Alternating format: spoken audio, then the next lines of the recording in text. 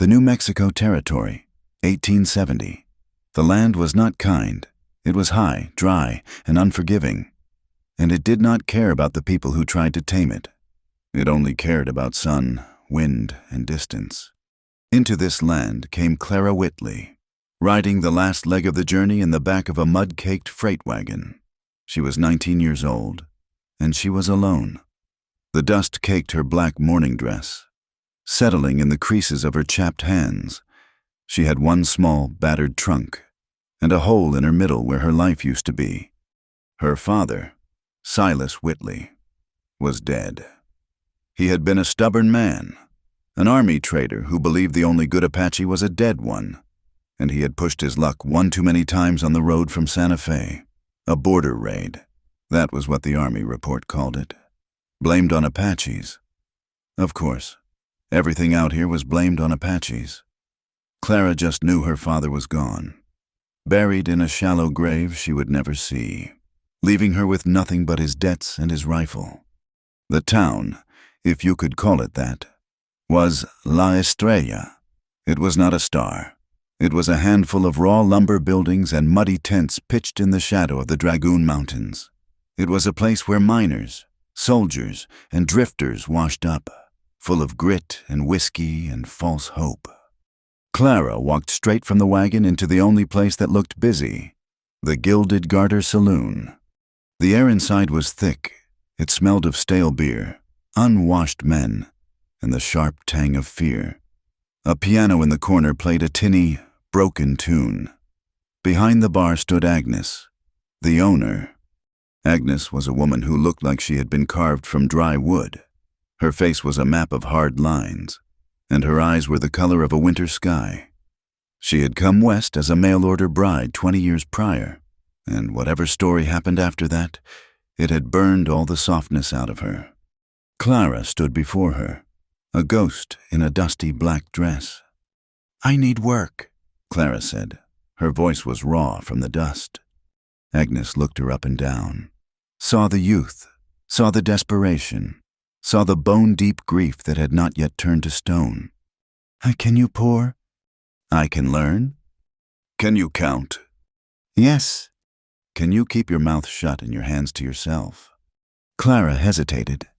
"I can keep my hands to myself." A small, dry sound came from Agnes's throat. It might have been a laugh.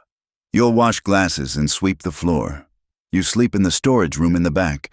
You eat what is left. You are not one of the girls. You are a floor sweeper. You understand me?" "I understand," Clara said. So her life began. The storage room was a closet that smelled of potatoes and mice. The work was endless. Her hands, once soft, cracked and bled in the harsh lye soap. The men who came in were loud and rough. They were miners with hands like shovels, and soldiers with empty eyes, and gamblers who never seemed to win. At first, Clara was silent. She moved through the smoke and noise like a shadow, collecting glasses, wiping tables, invisible. She was grieving, but the high desert air does not suit grief. The sorrow did not last. It baked hard. It turned brittle. Then it turned to rage. She had nowhere to go. She had no one to trust. Her father was dead, her mother long gone. She was trapped in La Estrella, trapped by the mountains, trapped by the men who looked at her like she was a piece of meat they had not yet decided to buy. She started to drink, just sips at first, the dregs from a glass, the foam off a beer. Then she started taking a small measure of whiskey back to her room, drinking it in the dark, feeling the burn of it push back the cold. And her mouth, the one thing Agnes told her to keep shut, became her only shield. It became her weapon. A miner, his beard full of stew, grabbed her wrist as she passed. "Where you hurrying to, little mouse?" Clara did not pull away. She leaned in close, her voice low and sharp as snapped glass. "I am going to get a knife and cut that filthy hand off your arm if you do not let go of me." The man, startled by the venom, "Let go," his friends laughed. Another time, a soldier, young and drunk, tried to corner her by the stairs. "Just one kiss. Dark hair. You look like you need one." "You look," Clara said, her voice carrying across the bar. Like you kissed your horse good morning, and the horse did not like it. The saloon roared. Agnes watched her from the bar, her face unreadable. Clara was reckless. She was angry. She was a splinter of glass, and she did not care who she cut. She was lashing out at the world that had taken everything. Then came the night. It was cold. The wind howled outside, promising the first deep snow of the season. The saloon was crowded, the stove roaring, the air hot and sour. The talk, as it always did, turned to the Apaches, the raid on the freight line, the cattle missing from the Bar W ranch. And the name, spoken in whispers, in boasts, in curses. Taza. Taza, the war chief, the quiet one, the ghost of the high canyons. Some said he was a devil. Some said he was 10 feet tall. Some said he could not be killed. He was the shadow everyone whispered about. The man seen only at a distance, a figure sitting straight-backed on a horse, watching the town from a ridgeline before vanishing like smoke. A miner named Jeb, drunk and bold, slammed his fist on the table. He is just a man. I see him. I'll put a bullet right in his heathen heart. You will see him when he wants you to see him, fool, another man muttered. And by then, you will be dead. Clara was moving between the tables, a heavy tray of empty glasses balanced on her hip. She was tired. She was drunk. Her feet ached and her heart ached. And she was sick of these men, sick of their stupid boasts and their stupid fear. She laughed. It was not a pleasant sound. It was sharp and brittle. You are all terrified of him, she said, her voice clear in a sudden lull. Jeb turned, his face red. What did you say, girl? Clara set the tray down. She felt the whiskey heat in her veins. She felt mean. I said you are scared, all of you, scared of a shadow. You talk about him like he is a god, she sneered, mimicking their gravelly voices. Taza, the great chief. She leaned forward, her voice dropping into a conspiratorial, crude whisper that carried to every corner of the room. I will tell you what I bet. What do you bet, missy? A soldier called out. Clara smiled, a broken, angry smile. I bet that great Apache chief is no good in a bed. I bet he does not know what to do with a woman. Silence. It was not a gradual quiet. It was as if the sound had been cut with a knife. The piano man's hands froze over the keys. The click of a billiard ball rolling to a stop was the only sound. Every man, every single one, went still. Clara felt the cold first. A draft from the door. She turned slowly. The saloon door was open, and a man stood in it. He was not 10 feet tall. He was not a devil. He was an Apache. He was taller than most white men in the room, built lean and hard like the land itself. He wore worn buckskins and high moccasins. His black hair was held back by a simple cloth band. His face was stark, carved by weather and authority. He had just walked in. He had heard it all. It was Taza. Clara's breath stopped. The color drained from her face, leaving her skin the color of dirty snow. This was not the distant shadow on the ridge. This was the man, and he was looking right at her. The miners were frozen.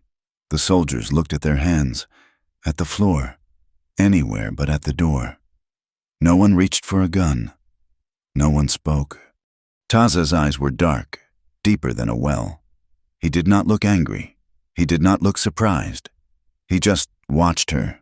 He held her gaze, and in that look, Clara felt herself stripped bare. He saw the whiskey, the cheap dress, the dirt under her nails, and the ugly, broken thing inside her that had spat those words. He held her there, pinned by his silence, for 1 second, 2, 10, an eternity. Then he said nothing. He did not threaten her. He did not speak to the men. He simply turned, his movements deliberate and quiet, and stepped back out into the night. The door swung shut with a soft thud.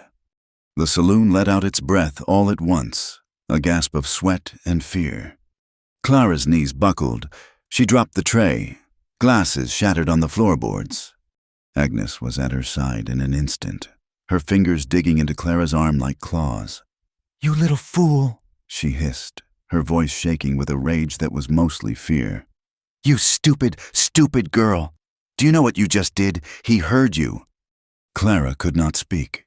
She was shaking, a deep cold setting in that the whiskey could not touch. Humiliation burned her throat. He had heard her. He had seen her. And he had done nothing. That was the worst part. He had not punished her. He had dismissed her. He had looked at her like she was nothing. Agnes shoved her toward the back. "Clean up your mess, and then go to your room. I do not want to see your face again tonight." Clara stumbled to her small, dark room and fell onto the cot. She did not cry. She just shook. She had taunted the devil in his own backyard. But as the humiliation faded, something else remained. A cold, sharp spark of intrigue. Why had he not retaliated? A white man would have slapped her. A white man would have yelled or drawn a gun. Taza had just watched. He had watched her with those eyes, those terrible, knowing eyes that saw right through her. That night, she dreamed. It was not a soft dream. She dreamed of the high canyons, of a dark shape standing in the snow, watching her. She dreamed of those eyes, and she woke up sweating, her heart pounding, the ghost of his gaze still on her. Miles away. Taza rode up the winding canyon pass. The wind was high now, carrying the bite of the coming storm. The lights of La Estrella looked like a sickness in the valley below. He was disturbed, deeply.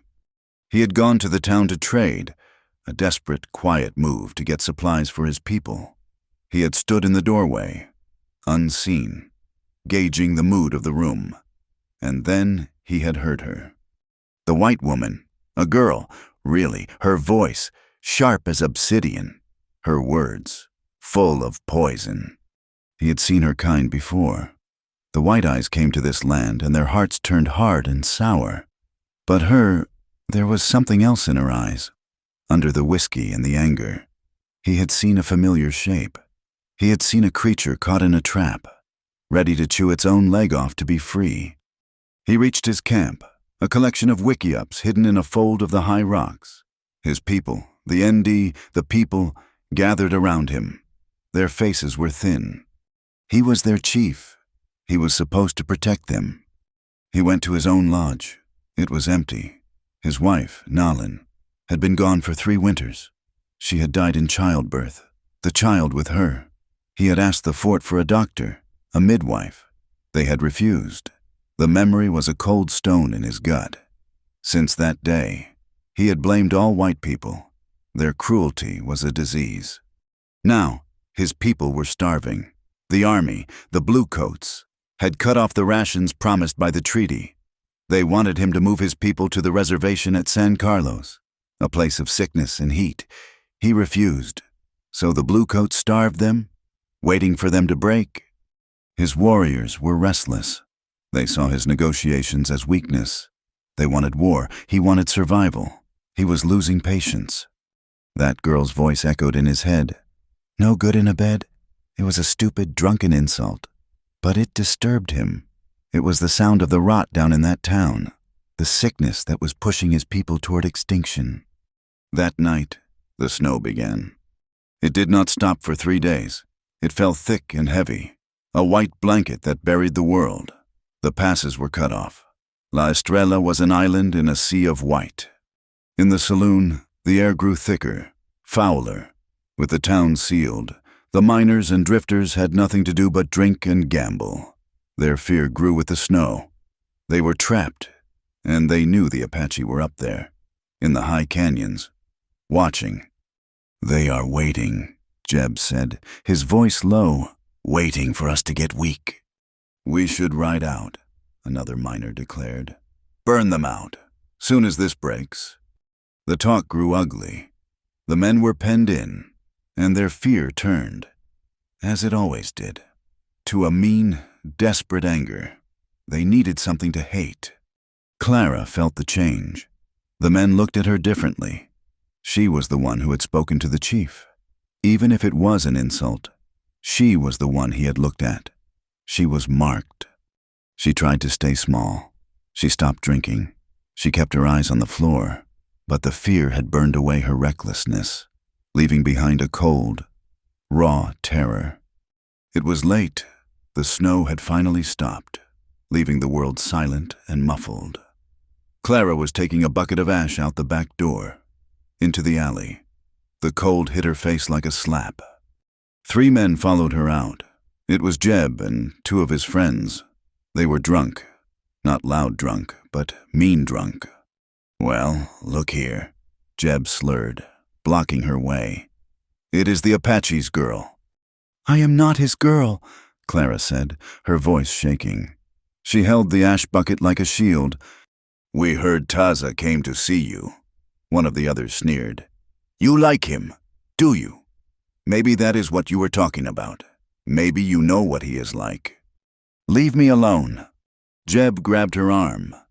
"We do not like Apache lovers in this town. You made us all look like fools. You need to be taught a lesson." He shoved her against the rough wood of the saloon wall. The bucket clattered, spilling ash on the snow. He was heavy, smelling of sweat and cheap whiskey. He tore at the collar of her dress. Clara did not scream. The terror snapped. The rage that had been simmering for weeks exploded. She brought her knee up, hard, into his groin. Jeb howled and doubled over. The second man lunged. Clara grabbed a whiskey bottle from a crate by the door, smashed it against the frozen ground, and came up with a jagged neck. She did not look like a girl. She looked like an animal. Her hair was wild, her eyes blazing in the moonlight. "Come on," she hissed, breathing hard. "Come on, you sons of pigs! Touch me again." The men froze. They were drunk, but not so drunk they did not recognize a fury. They saw the broken glass, and they saw the madness in her eyes. This was not a frightened girl. This was a cornered wolf. "She is crazy," the third man muttered, backing up. Jeb was still gasping, holding himself. "Forget her. She is not worth the trouble." They spat on the snow near her feet and staggered back into the warmth of the saloon. Clara stood there, shaking, her hand bleeding where she gripped the broken bottle. She leaned against the wall, gasping in the freezing air. She had won. She had fought them off. And then she felt it. The same feeling from the saloon, the feeling of being watched.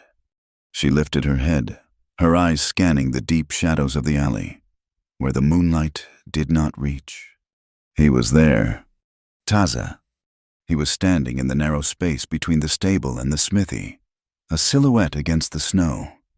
He had been there the whole time. He had watched the assault. He had watched her fight. He had watched her break the bottle. He had watched her save herself. He did not move. He did not step into the light. Clara's heart hammered against her ribs. She was terrified. What did he want? She stared. He stared back. Then, like smoke, he was gone. He did not make a sound. The space he had occupied was just an empty shadow. Clara dropped the broken bottle. She slid down the wall, her legs giving out, and sat hard in the snow. He had seen her. He had seen her twice. Now, both times. At her absolute worst. At her most crude. And at her most savage.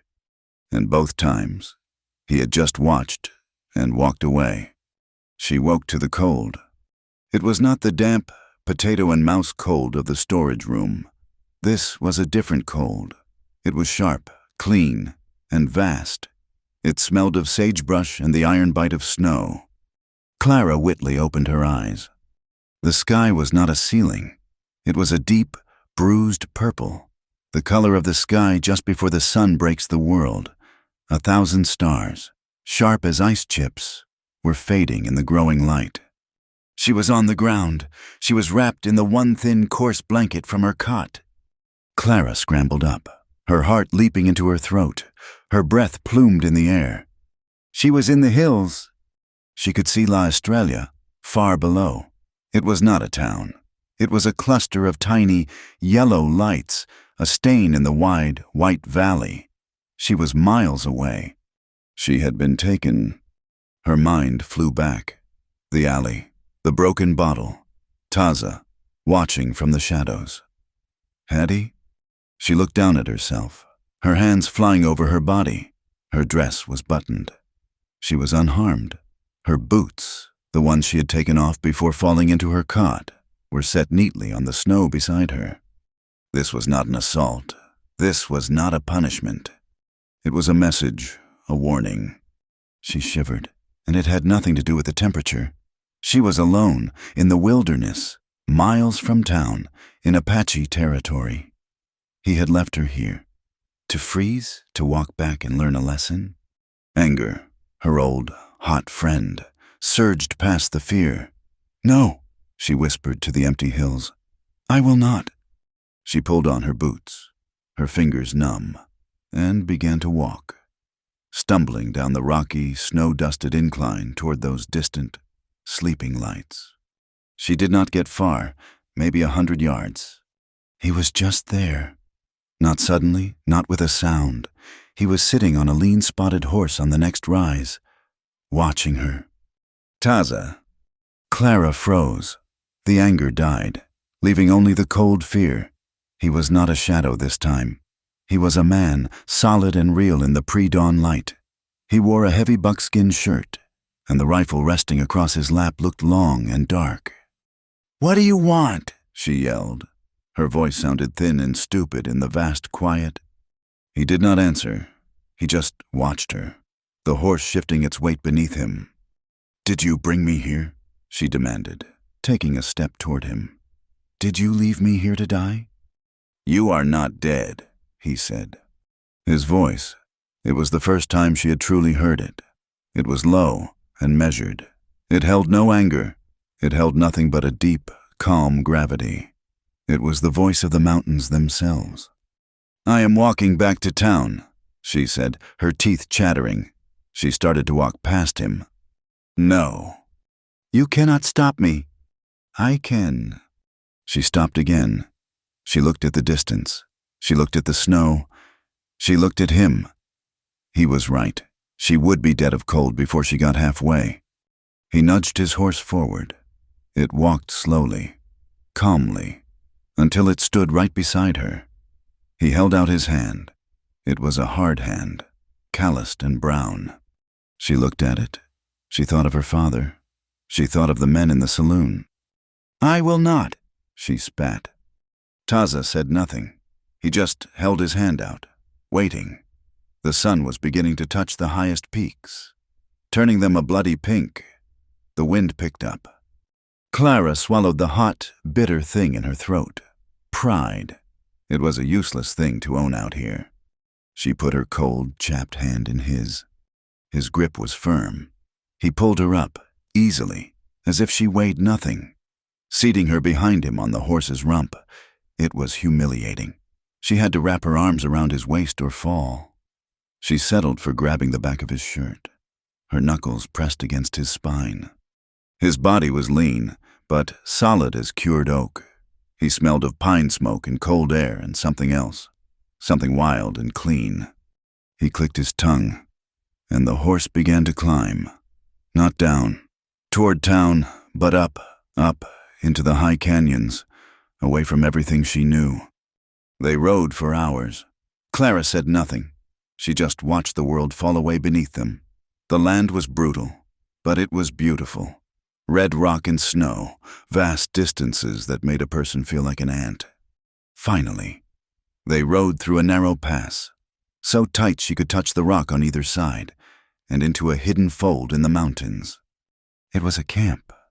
It was not the grand village of her imagination. It was a small, sheltered place, a dozen or so wickiups. Shelters made of bent branches and covered in hides and canvas were clustered near a frozen stream. A thin tendril of smoke rose from a central fire. Heads turned. People emerged from the lodges. Women, mostly, a few old men, a handful of children with wide, dark eyes. They stared. They stared at her. She saw no welcome. She saw faces, thin and sharp with hunger, looking at her with a cold, hard caution. An old woman hissed, like a snake, and spat on the snow where the horse walked. No one touched her, but no one trusted her either. Taza rode to the center of the camp and stopped. He swung his leg over and dismounted. Then he turned, offering his hands to help her down. She ignored them, sliding off the horse herself, stumbling as her frozen legs hit the ground. She stood there, a black-dressed ghost in the heart of the Apache camp. She was terrified, but she was Silas Whitley's daughter, and she would not show it. She pulled her thin blanket tight and put her chin up. She rounded on Taza. The whole camp was watching, listening. "Why?" she demanded, her voice shaking but loud. "Why did you bring me here? What is this? A punishment? Are you going to kill me for what I said?" Taza looked at her. His face was impassive. He let the silence stretch, letting her words hang in the cold air, letting his people see her fear. Then he spoke, his English slow and precise, for her and for all to hear. "You spoke in the white man's house. You spoke of things you do not know." He took a step closer, and she had to fight the urge to step back. "You spoke without knowing," he said, his voice quiet, but carrying. "Now you will know." He turned his back on her and walked toward a lodge, leaving her alone, standing in the snow, surrounded by the cold, wary eyes of his people. The days that followed were the hardest of her life. She was not a prisoner, not exactly. No one tied her up, no one guarded her, but she was watched, always, and she was ignored. She was a ghost. An old woman, one Taza called Old Heron, shoved her toward a pile of skins near a dying fire. That was her place. When food was shared, a small, hard cake of cornmeal and dried berries was tossed near her. It was bitter and full of grit. She learned what hunger was. It was not the sharp, temporary ache of a missed meal. It was a deep, gene_a_wing cold in the belly that never, ever went away. She watched the children. Their eyes were too large for their thin faces. Their legs were like sticks. She learned what grief was. She saw a woman sit by a small, fresh pile of stones for an entire day, rocking back and forth, making a low, keening sound that cut Clara to the bone. She saw a baby, wrapped in skins, cough-a-dry, hacking cough until he was silent. She saw the mother hold that silence for an hour before she understood. These were the devils her father had cursed. These were the savages the miners wanted to burn out. They were just people, and they were starving. On the third day, she saw something that made her blood run cold. Old Heron was sorting through a pile of burlap sacks. They were stamped with blue letters. U.S. Army property. They were all empty. The old woman muttered in her own language, her voice full of venom.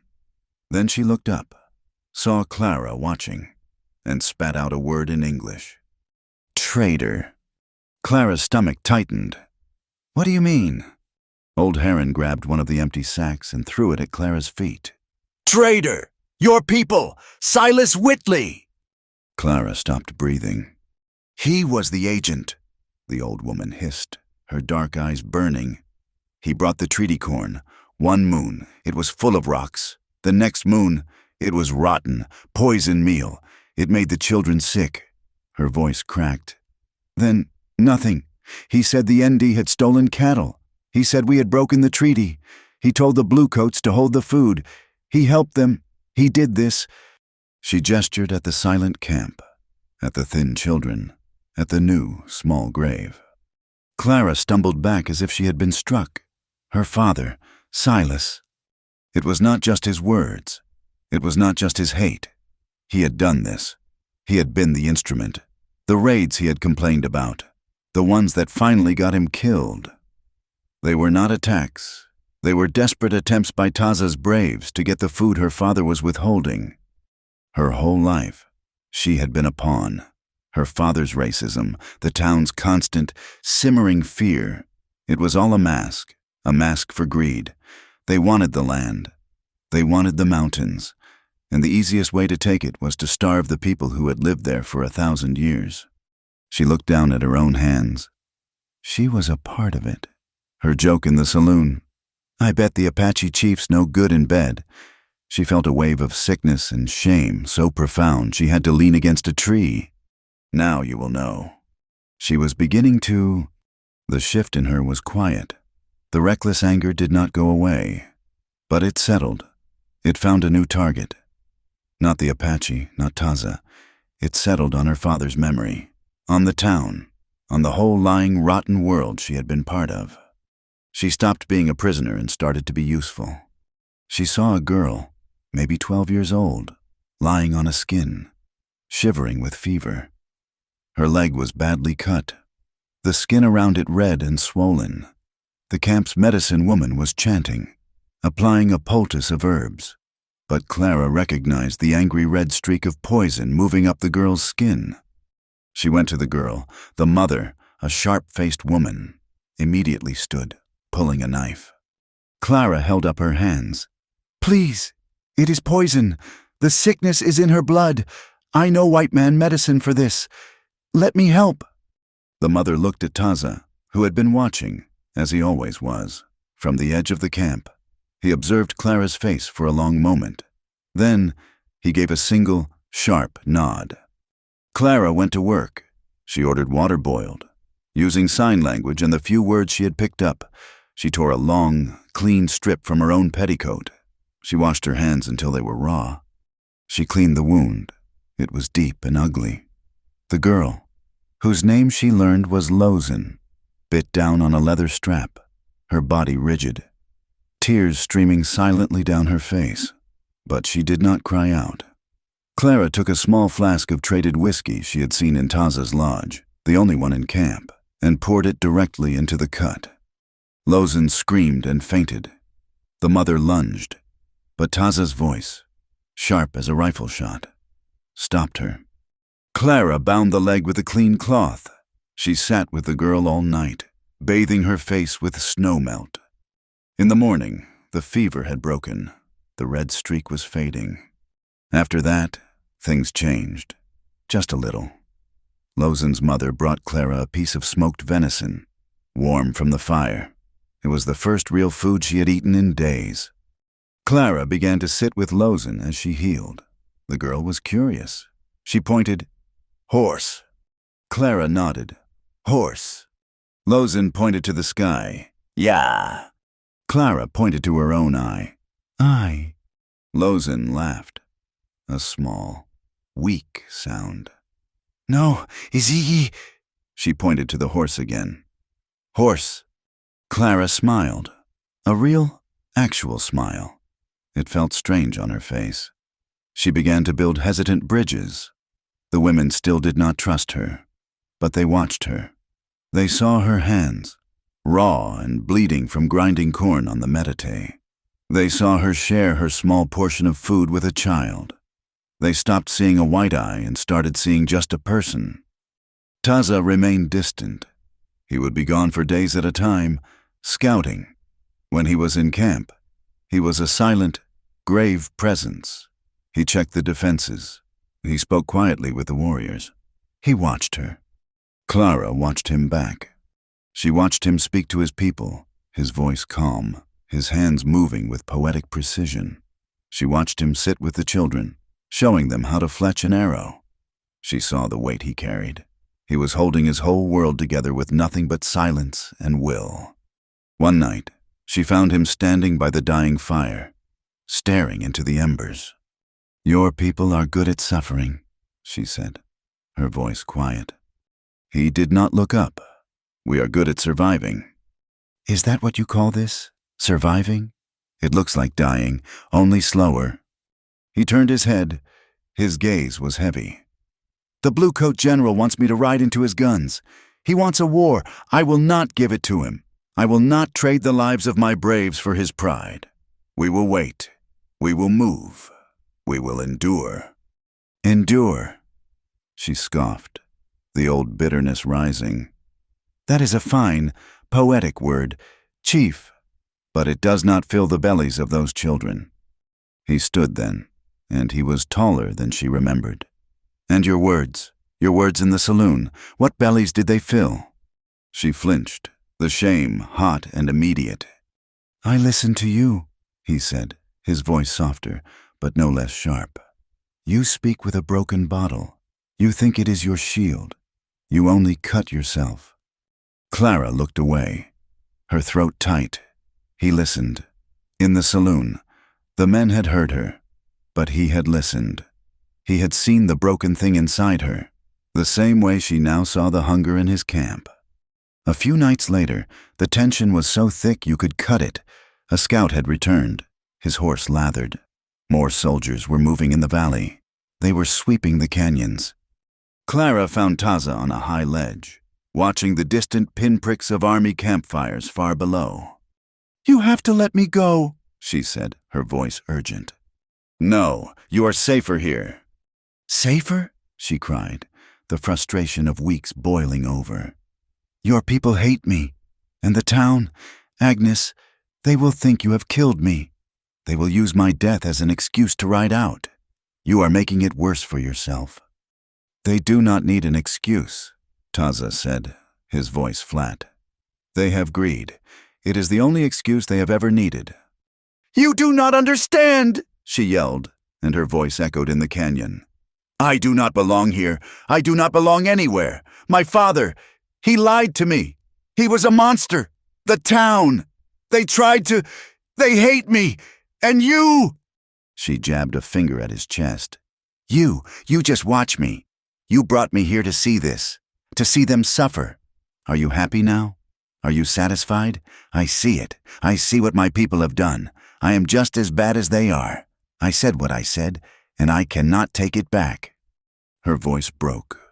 The angry, brittle wall she had built around her heart since her father died. The wall of whiskey and sharp words. It did not just crack. It shattered. A sob tore out of her. A raw, ugly sound of complete and utter desolation. She sank onto a cold rock, buried her face in her cracked, dirty hands, and wept.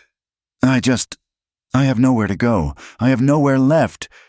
Taza stood over her, a dark shape against the stars. He was silent for a long, long time. She could feel his stillness. He did not laugh. He did not mock her. Finally, he knelt. He did not pat her shoulder. He did not speak soft, empty words. He just reached out. He covered her right hand, the one clenched tight on her knee, with his own. His hand was warm. It was rough, hard, and real. It did not ask for anything. It did not offer forgiveness. It was just there. A solid point of contact in a world that was falling apart. Clara's weeping hitched. She stared at his brown hand covering her white one. It was the first gentle, human touch she had felt in a year. She held her breath. He held his. Then, as if he had touched a hot coal, he pulled his hand back. He stood up, his movement stiff, and without a word, he turned and walked away, vanishing into the darkness of the camp. The attack came 3 nights later. It came with fire. Not gunfire, at first, just the crackle and the smell of burning pine. The soldiers had crept up the canyon in the dark and set the dry brush below the camp ablaze. The wind, high and mean, did the rest. Fire, the cry went up. The camp exploded. It was chaos, people shouting, children screaming. The flames roared up the canyon wall, leaping from tree to tree. The wickiups, tinder dry, caught like paper. Then the gunshots started. Ping, whump, bullets striking rock, tearing through hides. Clara ran out of her shelter, choking on the smoke. Taza was a demon in the firelight, his voice a roar, shouting orders. To the high pass! Women, children, go Dagoda! His warriors, few as they were, grabbed their rifles, melting into the rocks to form a line between the families and the guns below. Taza saw Clara. He grabbed her arm, his grip like steel. His face was a mask of terrible, cold fury. You, he commanded, his voice raw. Go, run west, away from the canyon. They find you here. They will kill you. They will say you were with us. Go, now! He was saving her, sending her away from his people, away from the fight. He shoved her, hard, toward a narrow, dark path that led away from the chaos. Clara ran. She ran, stumbling over rocks, her lungs burning. She heard the screams of the women. She heard the steady, answering crack of Taza's rifle. She heard a soldier yell, "Burn them all!" She ran 20, maybe 30 yards. And she stopped. Go! Save herself! Run back to the white world that hated her! She thought of Lozen's small, healing hand. She thought of old Heron, cursing the empty sacks. She thought of Taza's hand, warm on her own, in the starlight. You spoke without knowing. Now you will know. She knew now. Damn him, she whispered. Damn them all. She turned and ran back, straight back into the fire. The camp was a vision of hell. Smoke was so thick she could barely see. A wickiup collapsed in a shower of sparks. She saw Lozen, the girl she had healed, standing frozen, her face white with terror, staring at the wall of flames. Her mother was pulling at her, but the girl was paralyzed. Nearby, a toddler, no more than 2 years old, had fallen and was crying, unheard in the roar. Clara! Lozen's mother screamed, her eyes wide with shock at seeing her return. Clara did not think. She ran, scooped up the crying boy, and shoved him into the mother's arms. Take him! Take Lozen! Go! To the high pass! Go! She grabbed Lozen's arm, shaking her hard. Lozen, indeed, we must run, now! The girl snapped out of it, terror breaking. Clara pushed them both, hard, toward the escape path. Traitor! A voice, a white man's voice. A soldier, his face blackened with soot, burst through the smoke. He saw Clara, a white woman, helping the Apache. He raised his rifle. You filthy! An arrow appeared in his throat. He gurgled, dropped his rifle, and fell. Clara looked up. On the rocks above, silhouetted against the fire, was Taza. He had his bow. He had seen her. He had seen her choice. He loosed another arrow, then turned to fight a new threat. Clara did not wait. She saw Lozen and her mother disappear up the rocky pass with the others. She had done what she could. She was not one of them. She was not one of the soldiers. She was nothing.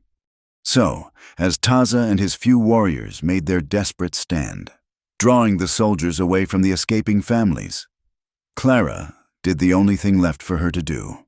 She vanished. She scrambled into the smoke, away from the path, away from the fight. She crawled into a deep fissure between two boulders, pulling brush and snow over her head, and disappeared into the dark. Clara stumbled back into La Estrella, looking like she had been pulled from the ashes of a house fire. She was not just bruised. She was scraped raw, her dress torn and stiffened with soot. Her hair was a wild nest of pine needles, mud, and her own dried blood from a cut on her scalp. She walked with a limp, one boot heel broken, her hands burned from rock and heat. When she staggered onto the main street just after sunrise, the few people who were out stopped and stared. She was a ghost. She was the girl who had been taken. She made it as far as the Gilded Garter Saloon, pushed open the door, and stood there, swaying. The saloon was empty, save for Agnes, who was wiping down the bar. Agnes looked up. Her eyes, usually as flat and hard as a dried riverbed, widened, just for a second. Then the mask snapped back into place.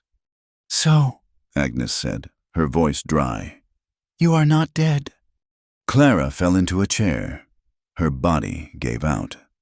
Agnes brought her a glass of water. Clara drank it in 3 greedy, choking swallows, her hands shaking so hard the glass rattled against her teeth. She had not been back for 10 minutes before Sheriff Bodie walked in.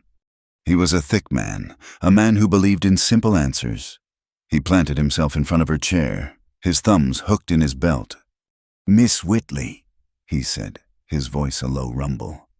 The Army Patrol said you were taken by Taza's band. They said they saw your tracks, clear as day. leading up to the pass. Clara stared at the wet rings on the table.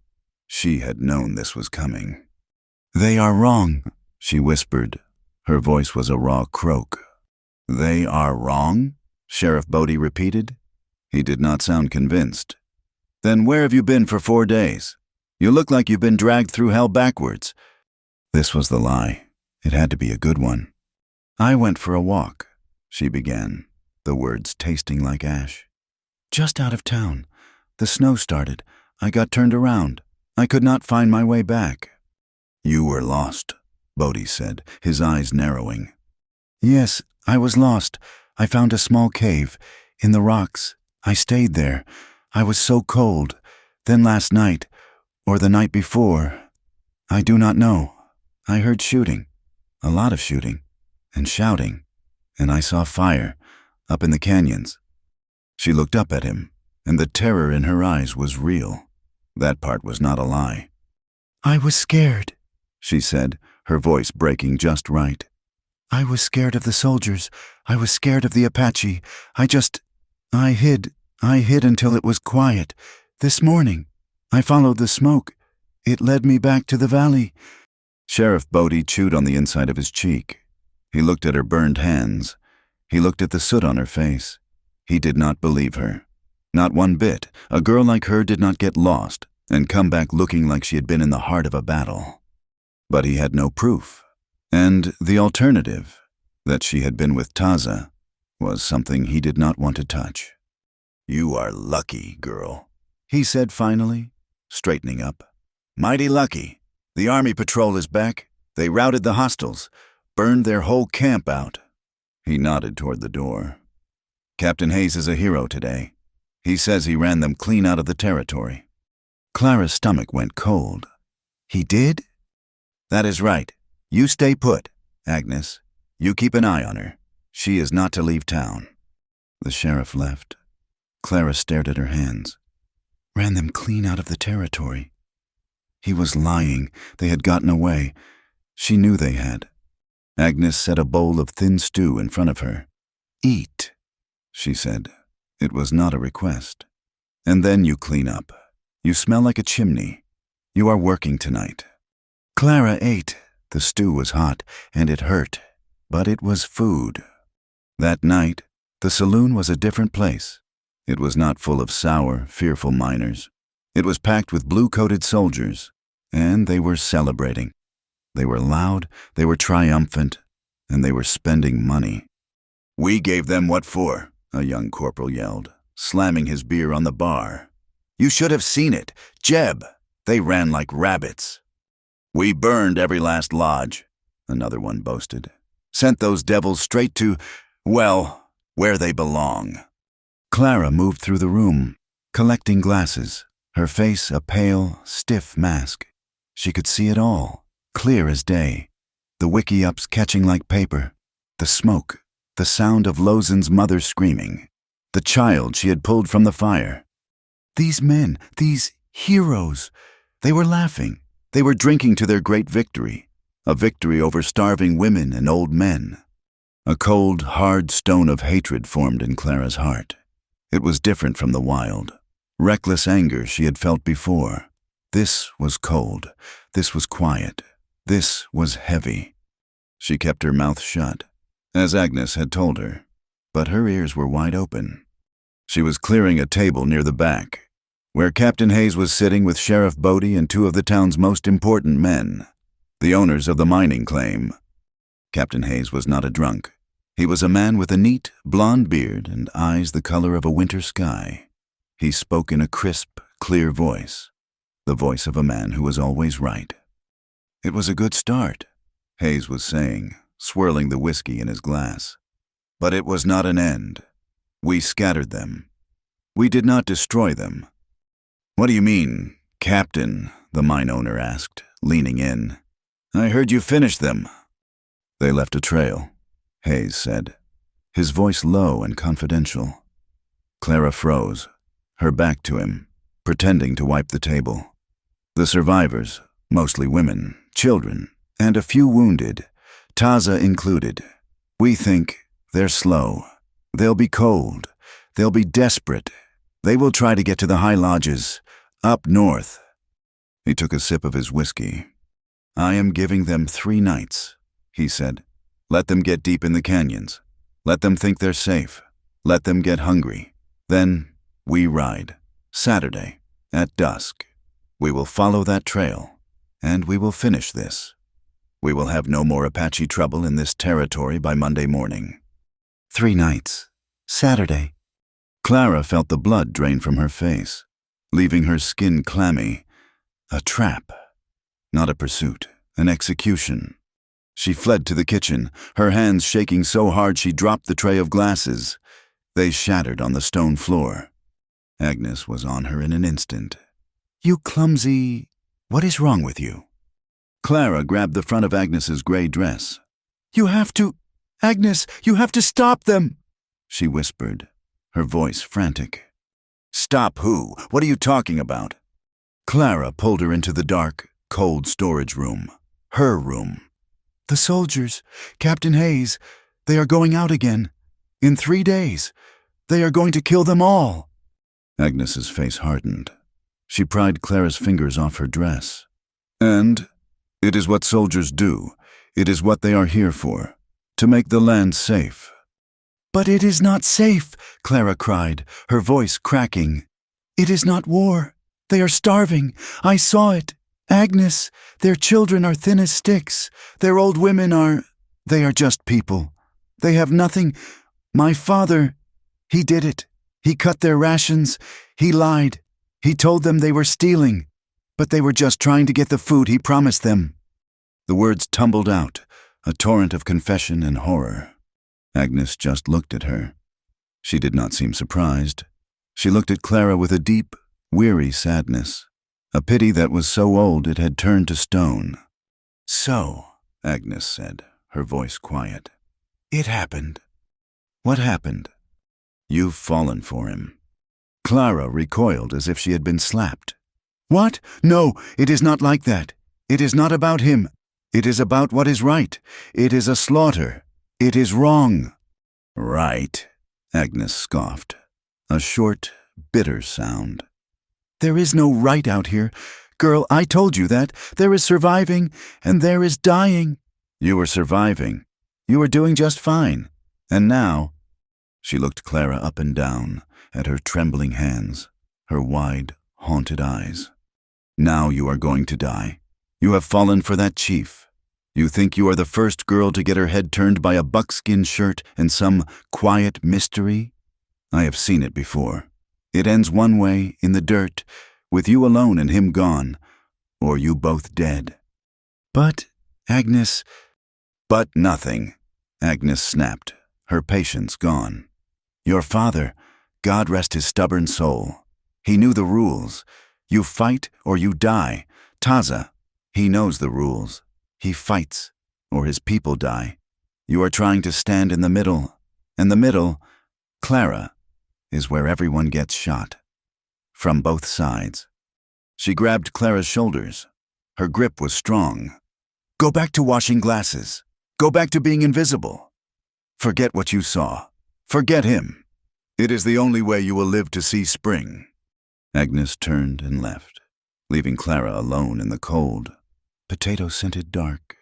Miles away, in a high wind-scoured arroyo, Taza watched his people. They were not a people. They were a handful of ghosts. 22 of them, out of nearly 60. Old Heron was there, her hands badly burned, her face a mask of grief. Lozen was there, limping but alive, her mother holding her. They had lost everything, their lodges, their food, their winter blankets, their medicine. They had only what they carried. He was a chief of ashes. He had led them here, to this temporary shelter, to bind their wounds. But his mind was not on the trail north.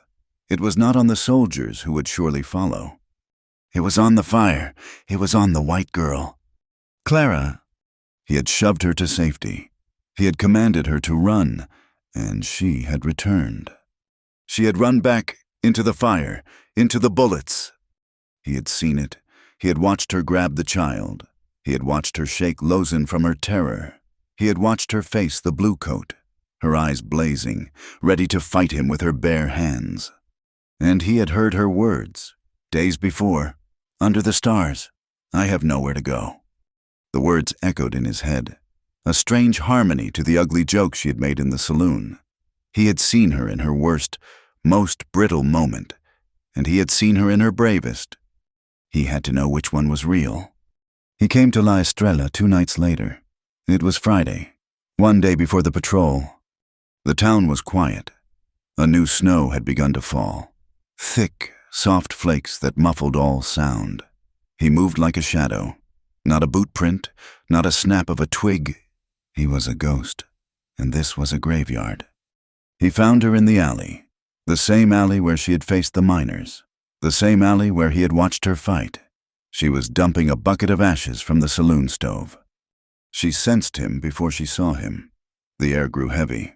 Still, she stopped, her hand on the bucket, and stood up straight.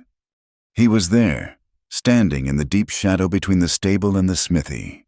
Clara's heart stopped, then hammered against her ribs. She was not afraid, not this time. "You came back," she whispered. The words were carried away by the snow. He did not move. He was just a shape in the dark. "You came back," he said. His voice was low, deep. "Are they," she choked out, "the ones Lozen? Her mother?" "They are alive," Taza said. "The ones who ran. We are hurt.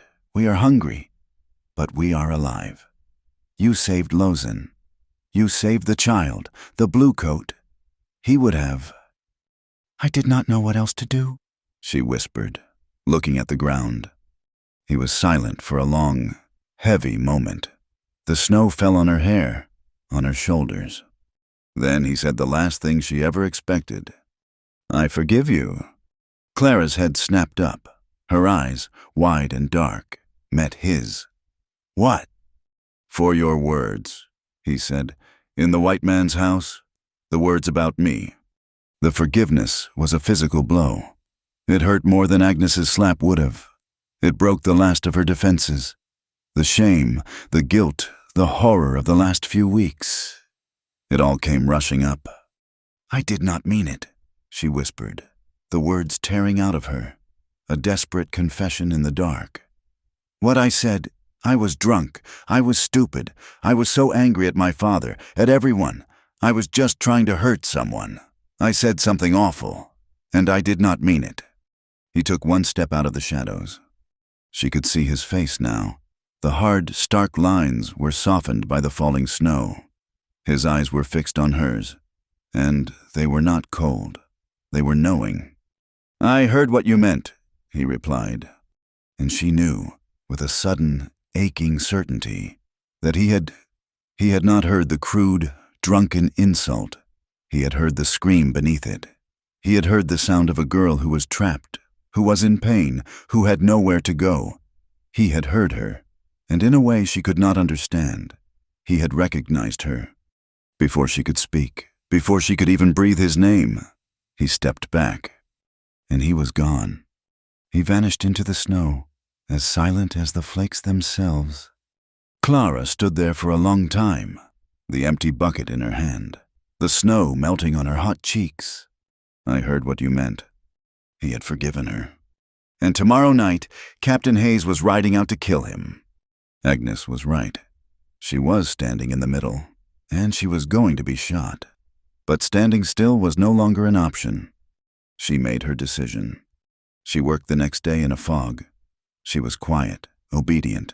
She washed the glasses. She swept the floor. She did not meet Agnes's eye.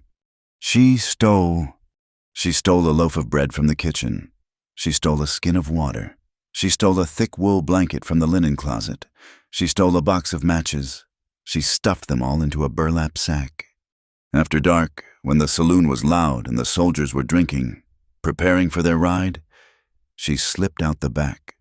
She did not go to her room. She went to her father's old, locked-up trading post. She broke the glass of the back window, unlocked it, and crept inside. The air was stale, smelling of dust and her father's cold pipe. She went to his room. Under the bed, she found it, his rifle, a box of cartridges. She packed it all. She had no horse. She would have to steal one. She went to the livery stable. The hostler was in the saloon, drinking with the soldiers. She found a strong-looking bay mare, the one she had seen the sheriff ride. Her hands shook, but she saddled it. She had not been on a horse in over a year, but she had grown up on a trading post. She knew how. She led the horse quietly, its hooves muffled by the new snow. Out onto the street. She was clear. She swung herself up into the saddle, her leg aching, the rifle heavy in her hand. She kicked the horse, hard. She rode out of town, past the last dark houses, past the edge of the fort. She rode north, into the wide, moonlit snowfields, toward the high canyons, toward the trail Hayes had described. She was going to warn him. She was going to... "Hold, right there!" The voice boomed out of the darkness, from a stand of pines just off the trail. A line of dark figures, blue coats. They were already out. They were not in town. They were waiting. Captain Hayes rode forward, his horse breathing steam in the cold. His face, in the moonlight, was a mask of cold, hard satisfaction. "Well, well," he said, his voice clipped. "Miss Clara Whitley, going for another walk?" Clara's heart sank into her boots. I was just... "You were just what?" he snapped. "Spying?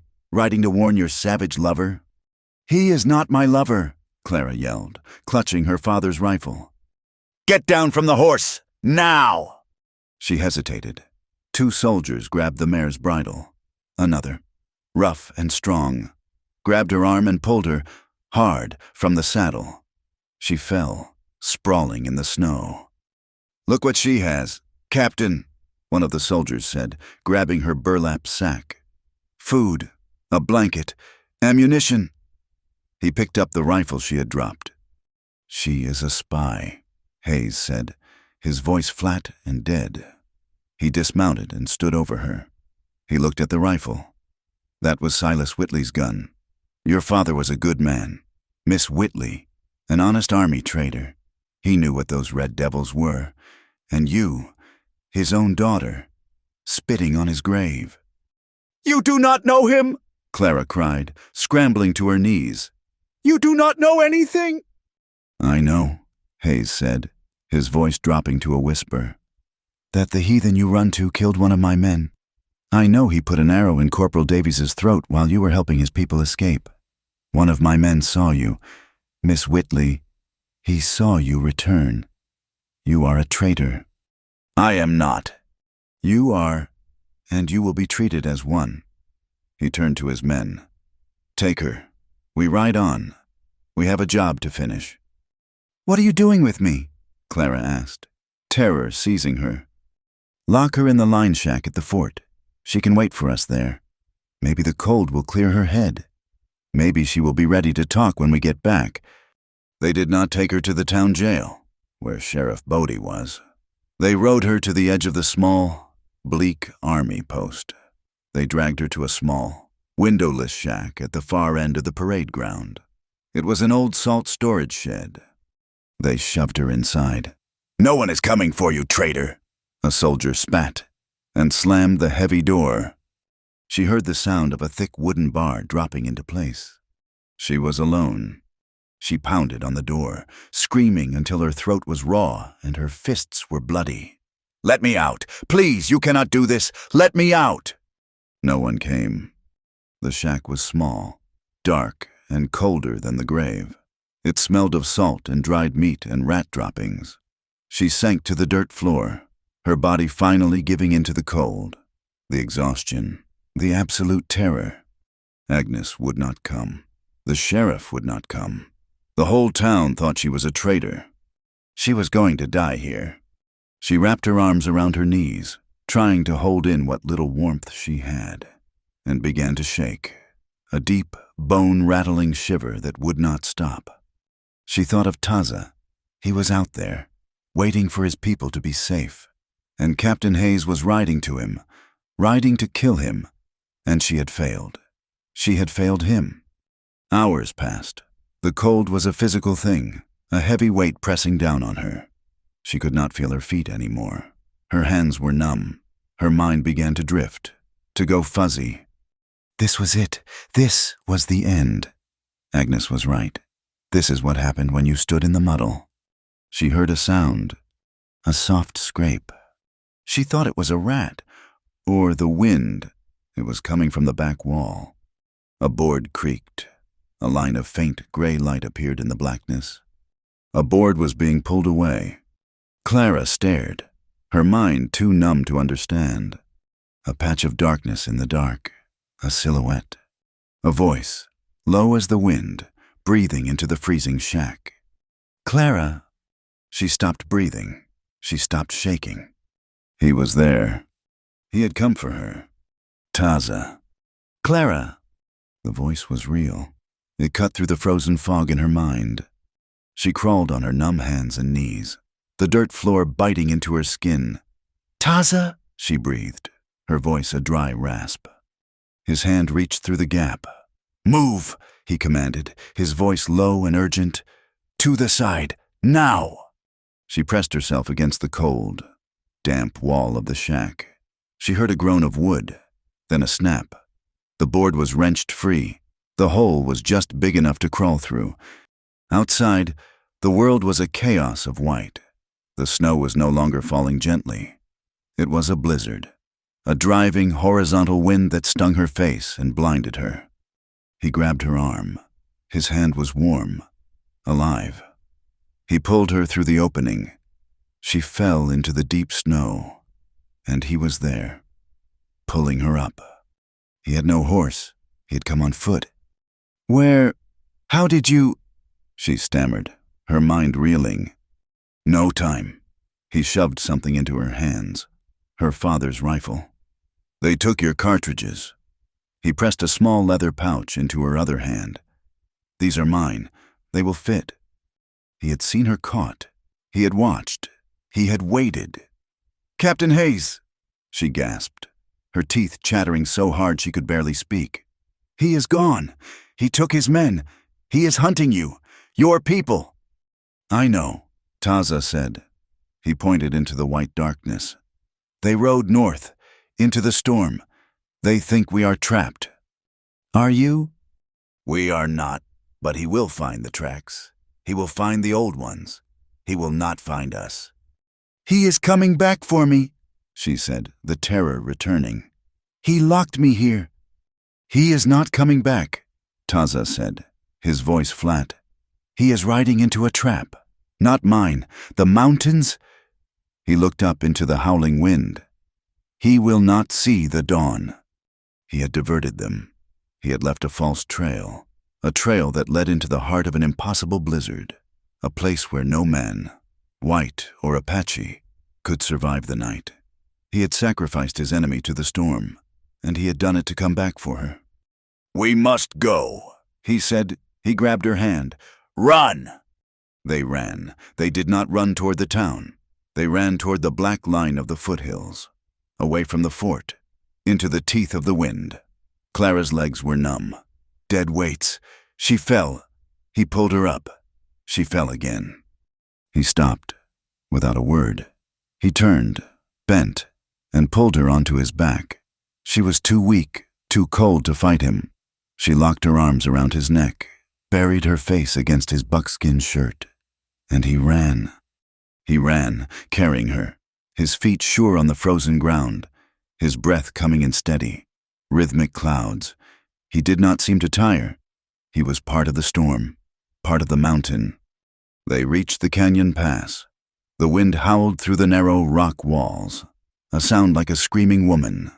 2 horses were tethered in the lee of a boulder, their backs already thick with snow. They were his horses. He put her down, his hands firm on her waist. She could not stand. Her legs buckled. He lifted her, placing her on the back of the lead horse. He untied the reins and swung up, seating himself in front of her. Hold on, he said. It was the same as before, riding behind him, but this time was different. This was not a capture. This was a rescue.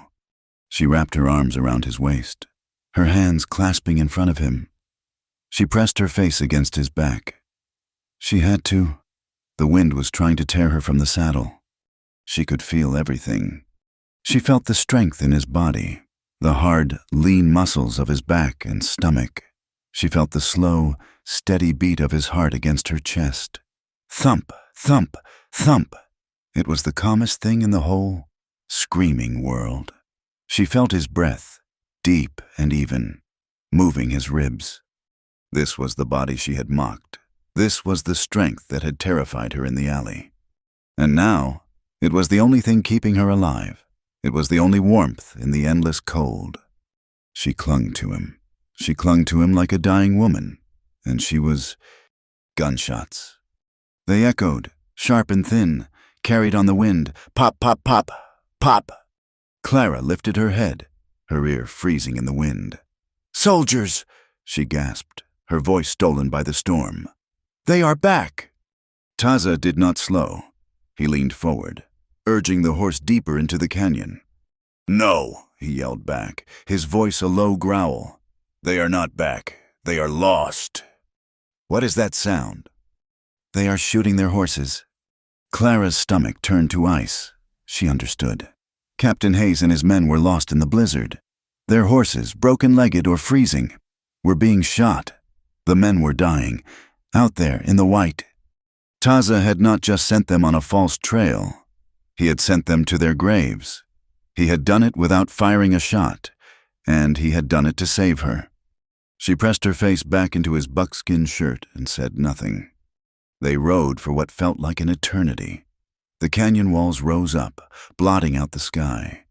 The wind was a dull roar above them, but in the deep cut of the pass, it was quieter. Just the plod, plod, plod of the horses' hooves in the gathering snow and the sound of their own breathing. Clara's body was a block of wood. She had no feeling left. She was just a thing, clinging to life. Taza stopped. He slid off the horse. "Here," he said. He reached up. His hands went around her waist. She had no strength to move. He lifted her down. Her legs collapsed, and he caught her, holding her against his chest. "I cannot feel my feet," she whispered. "I know." He half carried, half dragged her into a dark opening in the rock. It was a cave. No, not a cave. A fissure, a deep, dry hollow, sheltered from the wind. He lowered her to the ground, against the far wall. The floor was sand. Not snow. It was still cold, colder than ice. But it was dry. He went back out. She heard him tending to the horses, covering them with the saddle blankets, leading them into the most sheltered part of the recess. Then he came back in. He had the burlap sack she had packed, the sack the soldiers had taken. He had taken it back. He pulled out the blanket. It was stiff, frozen. He shook it out and wrapped it tightly around her. Then he sat. He did not sit near her. He sat with his back against the opposite wall, his rifle across his knees. They were in the dark. The only light was a faint, gray patch at the cave's mouth, showing the wall of falling snow. It was silent. The only sound was the wind, a distant, high-pitched scream, and their breathing. They were both breathing hard from the ride. They were both cold. They were both alive, while other men were dying, just miles away. Clara stared at his silhouette.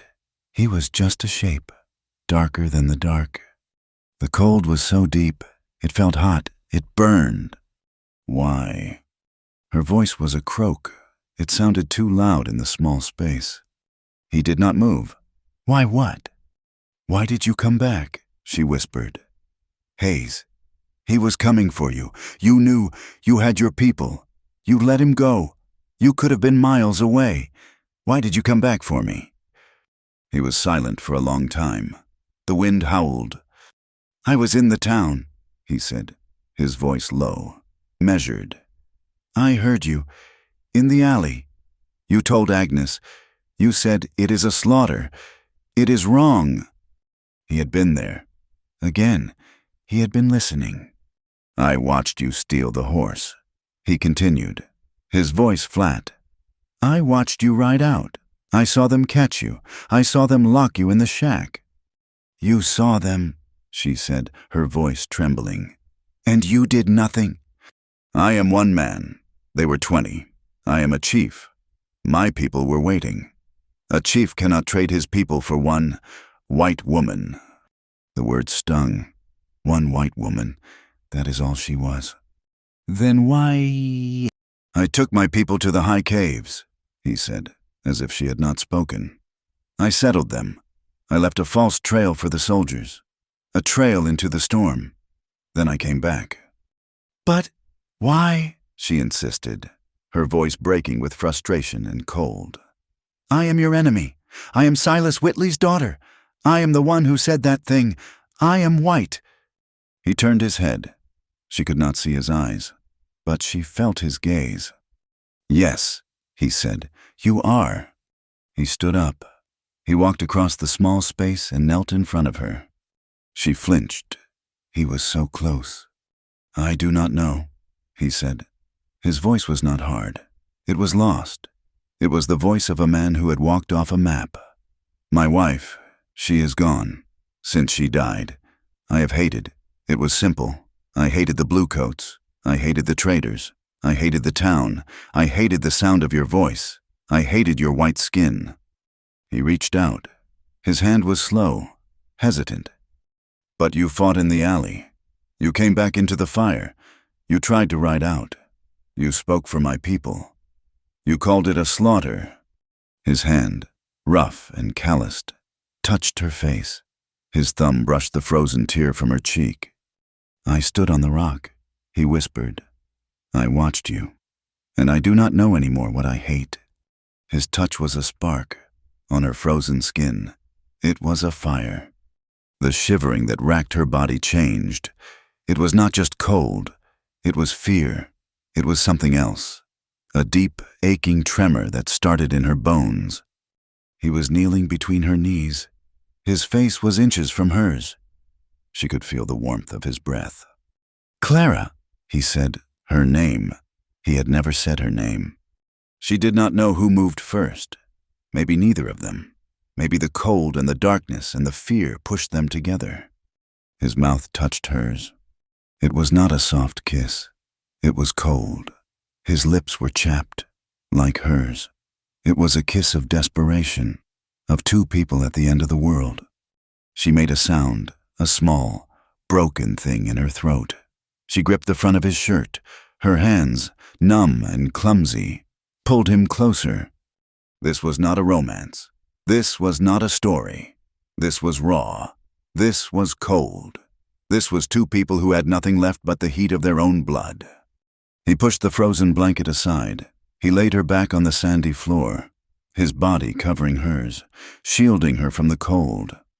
They moved slowly, trembling. Their clothes were coarse, stiff with snow and dirt. It was clumsy. It was real. They were shaking, not just from the cold, from fear, from the weight of the dead they both carried. Her father, his wife, the soldiers dying in the snow, the children dead in his camp. All of that was in the cave with them. When he finally came into her, she gasped. It was a sharp, aching reality. This was Taza, the Apache chief, the man she had mocked, the man who had saved her. And in that dark, cold cave, with the storm screaming outside, the world fell away. There was no La Estrella, no army, no Apache. There was only the darkness, the grit of the sand on her back, and the solid, living warmth of the man above her. It was slow, it was raw, and it was not about forgiveness. It was about seeing. After they lay in the dark, breathing, he did not move away. He stayed, covering her, his weight a comfort against the cold. He pulled the stiff blanket over them both. They were silent for a long time. The only sound was the wind and their hearts, beating too fast. He spoke first, his voice a low rumble against her ear. "Nalin," he said. "What?" she whispered. "My wife. Her name was Nalin. She died 3 winters ago. She was having our first child. Clara went still. The child was turned, he said, his voice flat, scrubbed of all emotion. It would not come. The din, our medicine woman. She could not turn it. She said we needed the white doctor. From the fort. He paused. Clara could feel the tremor that ran through his body. I rode to the fort, he said. I begged. I told them. I told Captain Hayes I would sign the paper. I would move my people to San Carlos. I would do anything. Just send the doctor. Send his midwife. Please. What did he do? Clara breathed. He laughed. He said it was one less heathen to worry about. He said let her die. And he sent me away. I rode back. I was too late. They were both gone. Taza's body was rigid. He was not just telling a story. He was back there. Since that day, he whispered, his voice thick. I have seen white skin, and I have seen him. I have seen his laugh. I saw it in you, in the saloon. Clara's heart broke. It just broke. Taza, she whispered, her hand coming up to touch his face. Do not, he said, do not speak. She was silent, but she had to. She owed him this. When I was 12, she said, her voice small and hard. I was in Santa Fe with my father. We were there for supplies. There was a crowd. In the plaza. She stopped. Her throat was tight. Go on, he said. They were hanging someone. A boy. An Apache boy. He could not have been older than me, maybe 15. They said he stole a horse. He did not speak English. He did not speak Spanish. He was just looking. He was so scared. She squeezed her eyes shut, the image burning bright against the darkness. My father, he held my hand. He made me watch. He said, this is what we do to them. This is how we teach them. The boy, he looked at me, right at me, and I... Her voice cracked. I did nothing. I was a child. But I watched them kill him. And I did not cry. I did not say anything. I just held my father's hand. She was crying now, silent, hot tears that ran down her temples and into her hair. I am him. I am my father's daughter. I am as bad as Hayes. I did nothing. Taza was quiet. He breathed in. He breathed out. He eased himself up, onto his elbow, and looked down at her. She could not see his face, but she felt his gaze, a physical weight. No, he said, his voice rough. You are not. He touched her face again, his thumb brushing away the new tears. You were a child. It does not matter, she whispered. No, he said, it does not. They were not forgiven. He had not forgiven Hayes. She had not forgiven her father, or herself. Nothing was washed clean. But they were seen.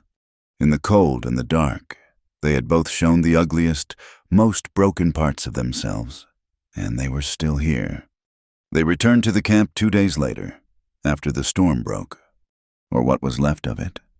Captain Hayes and his patrol were gone. The blizzard had taken them, as Taza had known it would, but the camp was a ruin. They rode into the canyon, and Clara's hand flew to her mouth. It was not a camp. It was a graveyard of burned sticks and ash. The wickiups were gone. Just black, skeletal rings on the snow. The ground was littered with broken pottery, burned blankets, and scattered, frozen corn. The air smelled of wet ash and death. The survivors were huddled in the one rocky overhang that had not burned. There were not 22. There were maybe 15. Old Heron was there, rocking a child that was not crying. Lozen sat, her face streaked with soot, her eyes dead. The high caves, Taza said, his voice hollow. The bluecoats, they did not follow my trail. A small group, they found the caves. A few of the warriors, left to guard the families, had been killed. More of the children, and the old ones, had been lost. Taza swung off his horse. He was no longer a lover.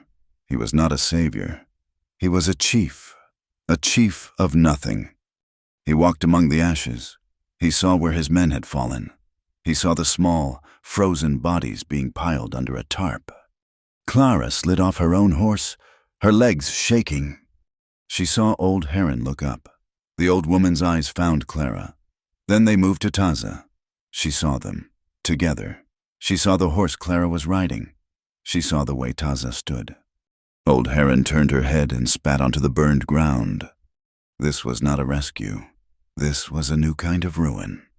Clara felt the last of her strength, the last of the warmth from the cave, just drain out of her.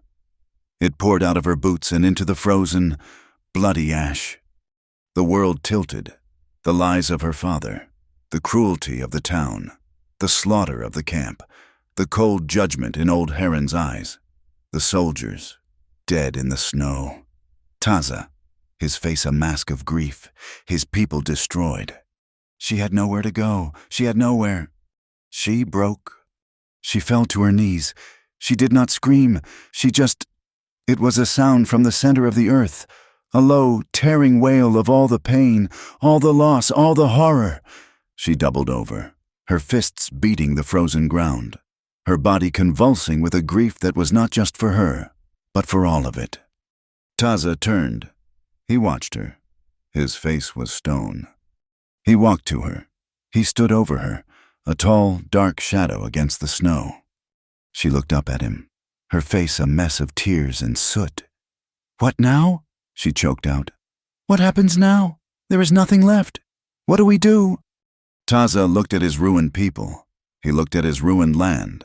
He looked down at the white woman he had pulled from the fire, the woman who had seen his soul, the woman who was weeping in the ashes of his life. He reached down and pulled her to her feet. His grip was not gentle. It was hard. It was final. "Now," he said, his voice flat and cold as the iron-gray sky. "Now we vanish." To vanish, that was what he had said. Vanishing meant walking. The 2 horses they had were loaded with the few possessions they had saved. A handful of blankets, a water skin, 1 cooking pot, and the wounded. The rest of them, the 15 survivors of Taza's band, walked. They were a line of ghosts, black shapes against the snow, moving north into the teeth of a wind that never stopped. Clara walked. She did not walk with them. She walked behind them. She was the outsider. She was the Inda, the white eye. She was the bad medicine. She could feel their hate, a physical thing, like the cold. Old Heron, her hands wrapped in burnt rags, never looked at her, but Clara could feel the woman's eyes, like hot coals, on her back. Lozen, the girl whose life she had saved, the girl who had taught her the word for horse, now turned her face away. Clara was alone. She did not belong to the town that would hang her. She did not belong to the people who despised her. She looked at the man leading them. Taza, he walked in front, breaking the trail, his rifle in his hand. He had not spoken to her since he had pulled her to her feet in the ashes. He had not looked at her. The man who had held her in the cave, who had confessed his grief, was gone.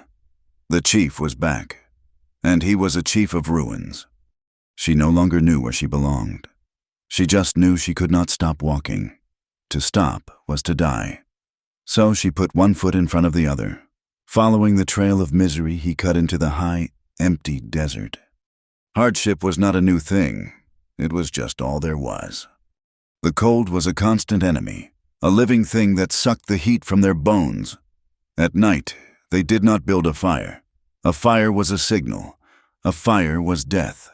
They huddled together under the rock overhangs, shivering, sharing the last of their body heat. And there was no food. The small bag of rations Clara had stolen from the saloon, the bread, the dried meat, it was gone in a day. Shared among the children first, then the wounded. It was not a meal, it was just a memory of one. Taza and the 1 other able-bodied brave, a young man named Cato, hunted. They were shadows, moving across the ridges with their bows. But the bluecoats had been through this land. The game was gone, scattered by the sound of gunfire and the smell of white men. Taza and Cato came back empty, day after day. The hunger was a dull, constant ache, but the sickness was worse. It started as a cough, the high, thin, dry air, the cold, the smoke they had breathed. It settled deep in the lungs of the weak. Clara watched a small boy, no older than 5, begin to shiver, his body hot to the touch. The lung fever, they called it. She knew what it was. She had seen it in La Estrella. It was a killer. His mother, a woman with eyes as dead as ash, just held him, rocking. Clara had to do something. She was not just walking. She was trying to earn the air she breathed. She left the trail, just for a moment, pushing through the snow to the base of the cliffs. She knew plants. Her father, the trader, had bought and sold herbs from the Mexicans. She knew what to look for. She found a stalk of mullein, its fuzzy leaves buried under the snow. She crushed them. She found a stand of willow, and she stripped the inner bark, chewing it herself first. It was bitter, but it was the white man's fever medicine. She went to the mother. The woman flinched, pulling the boy away. "Please," Clara said, her voice raw. She held out the chewed bark. "For the fever." The woman looked at Old Heron. The old woman watched, her face a mask of hate. "Let him die," Old Heron said, her voice a rasp. "It is better than her poison." "It is not poison," Clara insisted. She looked at Taza, who was watching. He said nothing. He was testing her. He was letting this play out. Clara ignored them. She knelt, forced her way past the mother's weak arms, and pushed the willow pulp into the boy's mouth. "Chew," she commanded. Then she took the mullein leaves and pressed them against his chest. She tended to him. She gave him her own blanket. She bullied the others into giving him the warmest spot. It did not matter. The boy died 2 nights later. He just stopped breathing. A small sigh in the dark, and he was gone. They stopped the next morning. They did not have the strength to dig. They piled stones on his small body. Taza said the words, his voice flat, his breath pluming in the wind. Clara stood apart. She felt the accusation. She had touched him, and he had died. They walked on. 3 days later, a girl, Lozen's younger sister, began to cough. This time, no one let Clara near her. The girl died faster. She did not have the strength to fight. That night, the group fractured. They made a cold, miserable camp in the shelter of a box canyon. The wind screamed over their heads. The 15 of them huddled, broken. Old Heron stood up. She was a terrifying sight. Her gray hair was wild. Her hands were still wrapped in black, burnt rags. Her eyes were wells of pure, undiluted grief. She had lost her sons in the raids. She had lost her grandchildren in the fire and the fever. She had nothing left. She pointed a single, trembling, burnt finger at Clara. She began to speak. Her voice was not a yell. It was a low, guttural torrent of the Apache language. It was a curse. Clara did not understand the words, but she understood the meaning. The hate poured off the old woman, a physical force. Cato, the young brave whose face had grown hard and mean, looked at Clara. His eyes were dead. "She says you are the curse," he said, his voice flat, translating for her, wanting her to feel the words. "She says you are the ghost woman. Since you came, the fire came, the bluecoats came, the children die." Old Heron took a step toward Clara. "You carry the white man's sickness in your heart. You smile at our chief, and you kill our children." She turned to Taza. He was sitting with his back to the rock, his rifle in his lap. "You are our chief," Old Heron cried, her voice finally breaking. "Why do you keep this Inda? She is not ND. She is not the people. She is a plague. Cast her out. Leave her in the snow. Let the spirits take her. It is the only way to save what is left." The canyon was silent. Every eye turned to Taza. This was it. This was the challenge. His leadership, his medicine, his power. It was all failing. His people were dying. And the only thing that had changed was Clara. Clara held her breath. She expected him to do it. It was the only logical choice. Save his people. Sacrifice the one. Taza was silent for a long, heavy minute. He looked at the faces of his people. He saw their fear, their hunger, their terrible grief. Then he looked at Clara. She was pale, trembling, but she met his gaze. She did not plead. She just waited. He stood up. He was slow, every muscle aching from the cold and the hunger. But when he stood, he was still the chief. He did not speak to Old Heron. He spoke to all of them. "She is not the sickness," he said, his voice quiet, but it cut through the wind. He pointed south, back the way they had come. The sickness is there.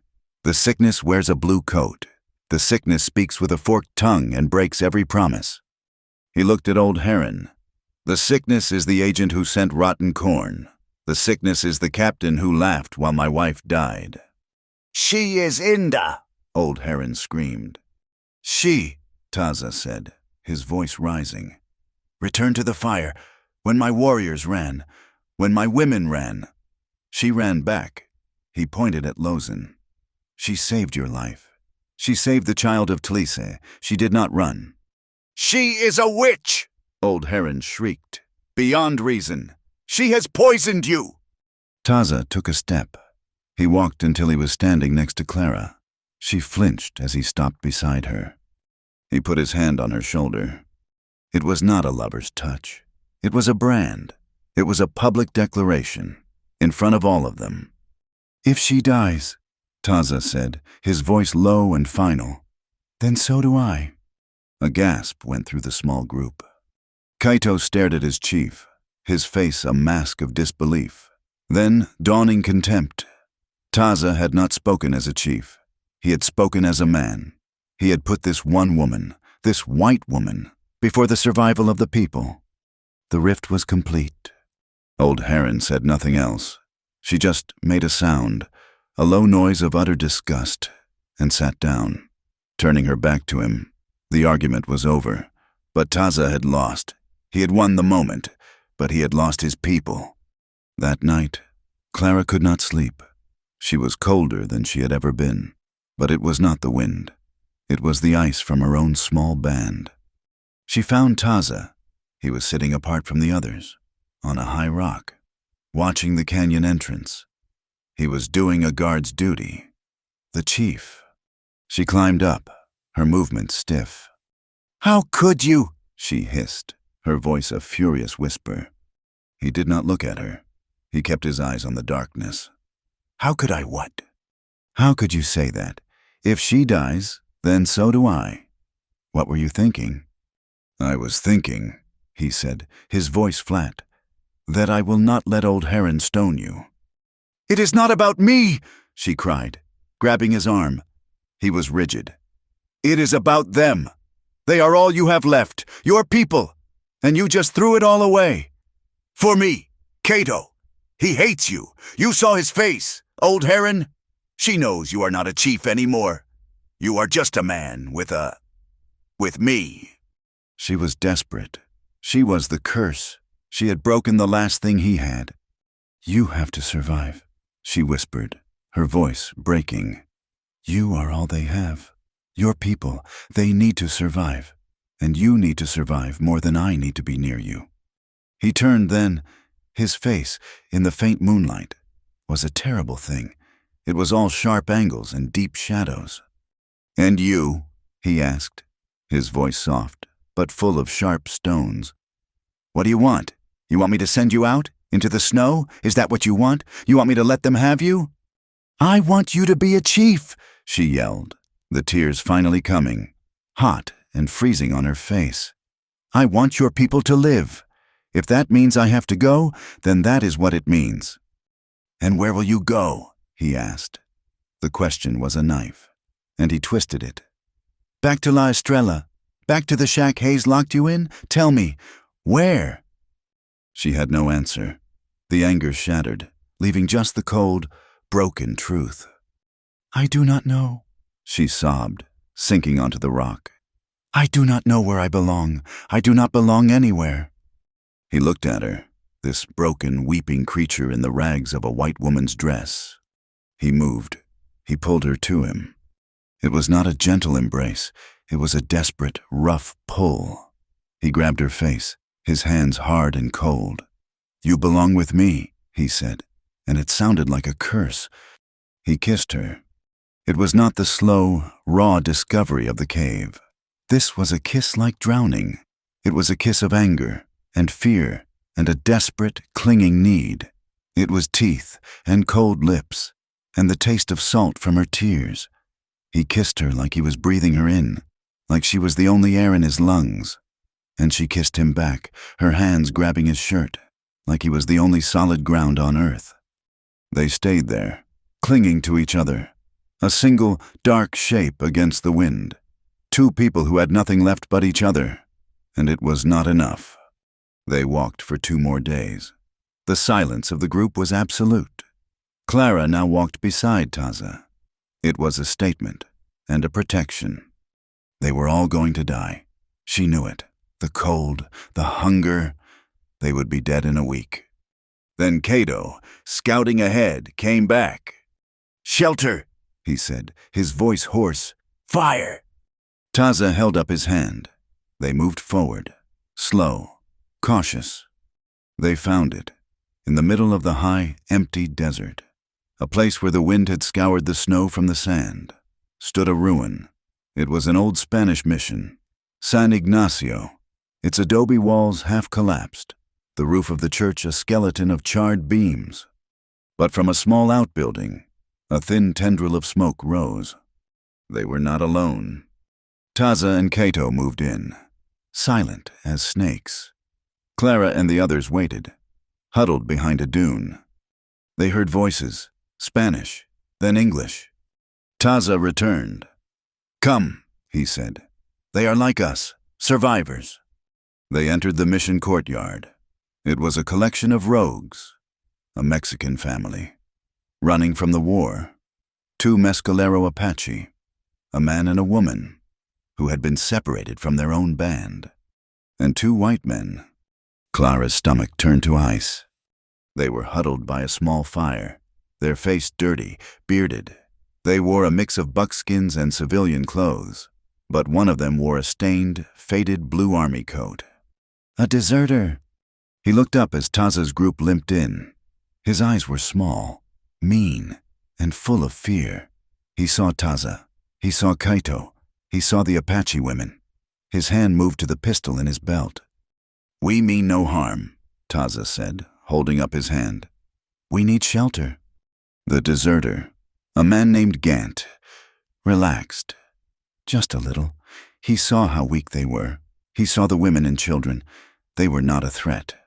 "Shelter's free," Gant said, his voice a greasy drawl. "Fire ain't." Then his eyes moved past Taza. They landed on Clara. He stared. His mouth went slack. The fear left his eyes, replaced by a strange, sharp recognition. "Well, I'll be," he whispered. "I know you." Clara froze. Every drop of blood left her face. "Yeah," Gant said, a slow, rotten smile spreading on his face. He stood up. "I know you. I was at the fort. I was at Fort Bowie. Before I left, you are Whitley's girl, the trader's daughter." Old Heron, who had been sinking to the ground, stopped. Her head came up. Cato's hand went to his knife. Gant saw the shift. He saw the way Cato was looking at Clara. He saw Taza, who had gone completely still, his eyes fixed on Gant, his face a mask of stone. Gant was a rat, and he saw the shape of the trap. He decided to save his own skin. He pointed a dirty finger at Clara, but he spoke to Cato, his voice loud, carrying to everyone in the courtyard. "You know who this is you are traveling with?" he yelled, his voice cracking. "She is a spy, a traitor. She is the one who got Taza's camp burned." Old Heron let out a low hiss. She is a liar. Gant was talking fast, desperate, seeing his chance. I was on guard duty. I heard Captain Hayes himself. They caught her riding out to warn Taza. They locked her up in the salt shack. She plays both sides. She is with him. He jabbed his finger at Taza. But she is Inda. She will sell you out, just like she sold us out. It was the worst possible thing. He had just confirmed every one of Old Heron's fears. He had just proven to Kaito that Taza had been fooled. Kaito looked at Taza, his face a mask of cold, dawning rage. Is this true? He demanded. Hayes, he caught her? Taza did not answer him. He was staring at Gant, and his eyes were flat and deadly. You knew this? Kaito snarled, taking Taza's silence as a yes. You knew she was a prisoner of the Bluecoats. You knew she was a spy. She is not a spy, Taza said, his voice so quiet it was terrifying. She is a liar, Gant shrieked. He was cornered. He knew he had misjudged. He pulled the pistol from his belt. He aimed it, not at Kaito, at Taza. No, Clara screamed. She did the only thing she could. She threw herself sideways, shoving Taza as hard as she could. The gun exploded.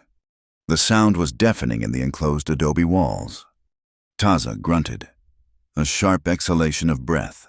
He stumbled, spun around by the impact. Clara's shove had saved his life. The bullet, aimed for his heart, had taken him high in the left shoulder, tearing through the muscle. Gant raised the pistol again, his hand shaking, to finish him. He never got the chance. Kaito, his own face a mask of fury, at Gant, at Taza, at Clara, threw his knife. It was a single, fluid motion. The blade flashed, crossing the courtyard, and embedded itself, thunk, deep in Gant's chest. Gant looked down at the knife handle. He looked surprised. Then he fell, dead, his open eyes staring at the gray sky. Silence. Then Taza collapsed, falling to one knee, his hand clutching his shoulder. Blood, dark and thick, poured between his fingers. Clara was on him in an instant. The world had narrowed to this one, bleeding man. Get away, he groaned, trying to push her off. The pain was making him blind. Shut up, she sobbed, ripping a long strip from the hem of her filthy dress. Shut up and let me. She pressed the cloth, hard, into the wound. It was bad. It is all the way through, she whispered. The bullet had gone clean through the back of his shoulder. She looked at Kaito, who was staring at his chief, then at the dead man. He had saved Taza, but his face was not the face of a friend. Clara looked at Gant's body, at the dead, staring eyes, at the dirty, faded, blue army coat. She felt a rage, so cold and so pure it burned away her fear. She let go of Taza for 1 second. She stood up. "What are you doing?" Lozin whispered, horrified. Clara walked to Gant's body. She knelt, grabbed the front of the blue coat, and ripped it, tearing the buttons from the cloth. She stood, holding the filthy, hated thing in her hand. She walked to the small fire the deserters had been tending, and she threw the coat onto the flames. She stood there and watched it burn. The blue wool smoked, stunk of wet hair and dirt, and then, slowly, it caught. The flames licked at the brass buttons, turning them dark. She was burning it. She was burning the fort. She was burning Captain Hayes. She was burning her father's lies. She was burning the last bridge, the last piece of the world she had come from. She turned back. Taza was watching her. His face was pale, slick with sweat, but his eyes were open. He had seen it. He had seen what she did.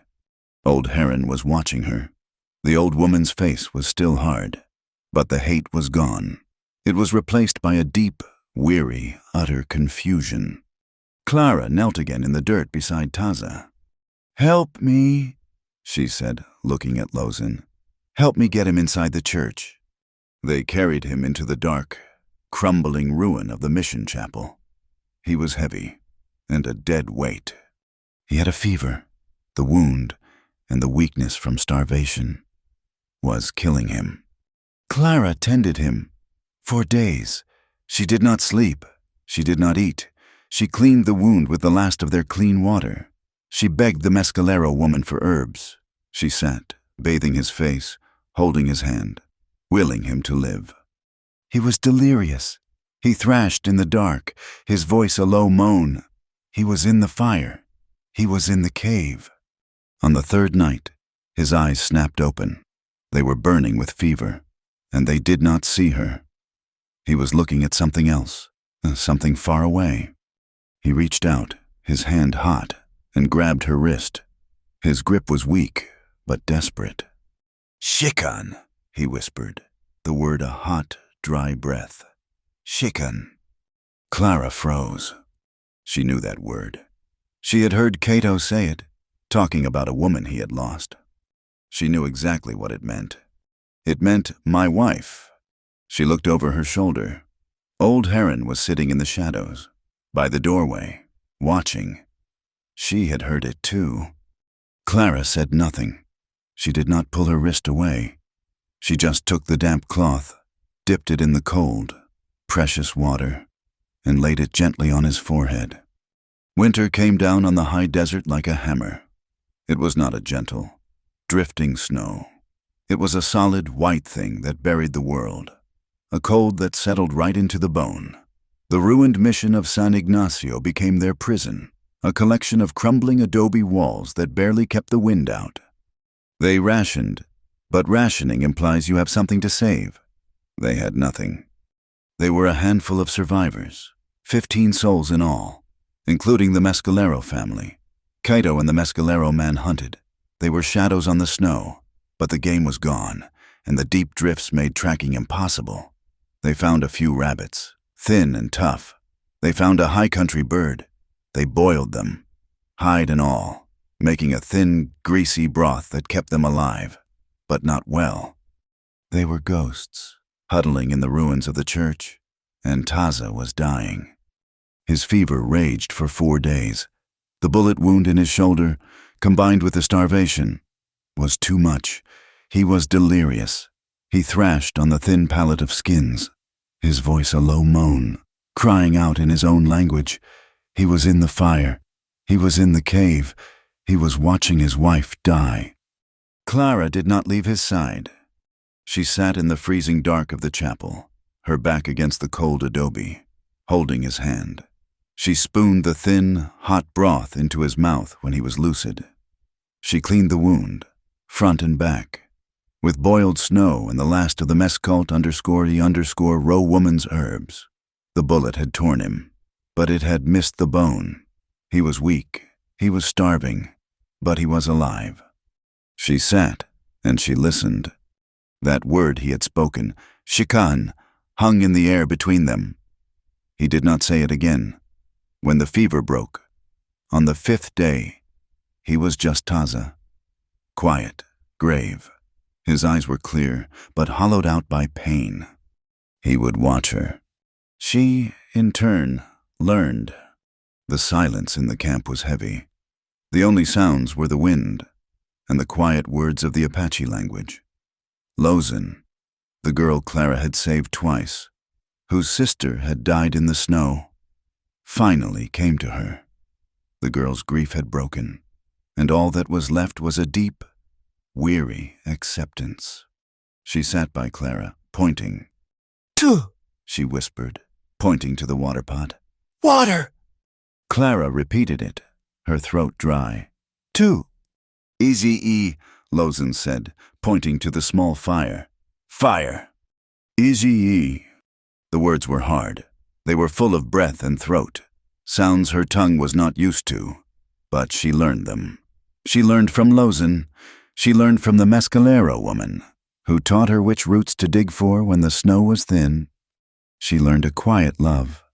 It was not the desperate, clinging kiss in the cave. It was not the raw, angry need. This was something else. It was a love that was not spoken. It was sitting in the cold, in the dark, and not leaving. It was sharing a single piece of rabbit sinew, It was the simple, silent act of tending a wound, of bringing water. Old Heron watched it all. She sat by the fire, a still, dark bundle of rags.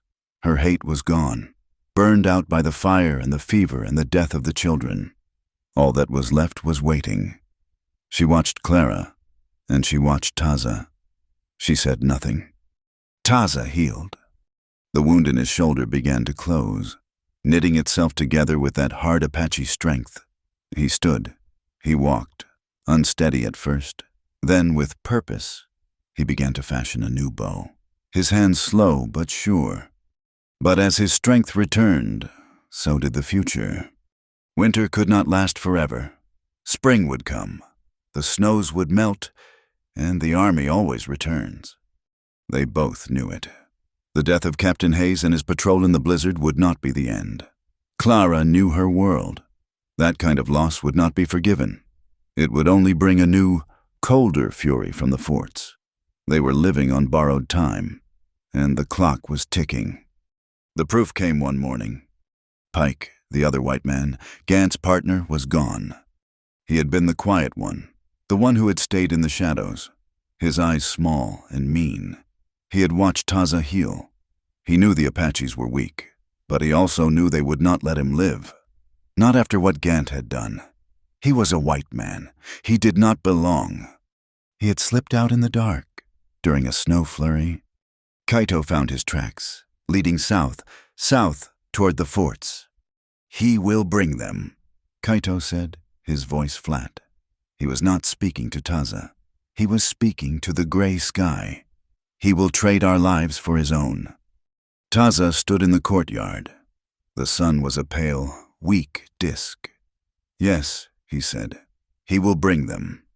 He looked at his handful of people, the two remaining children, the women, the old.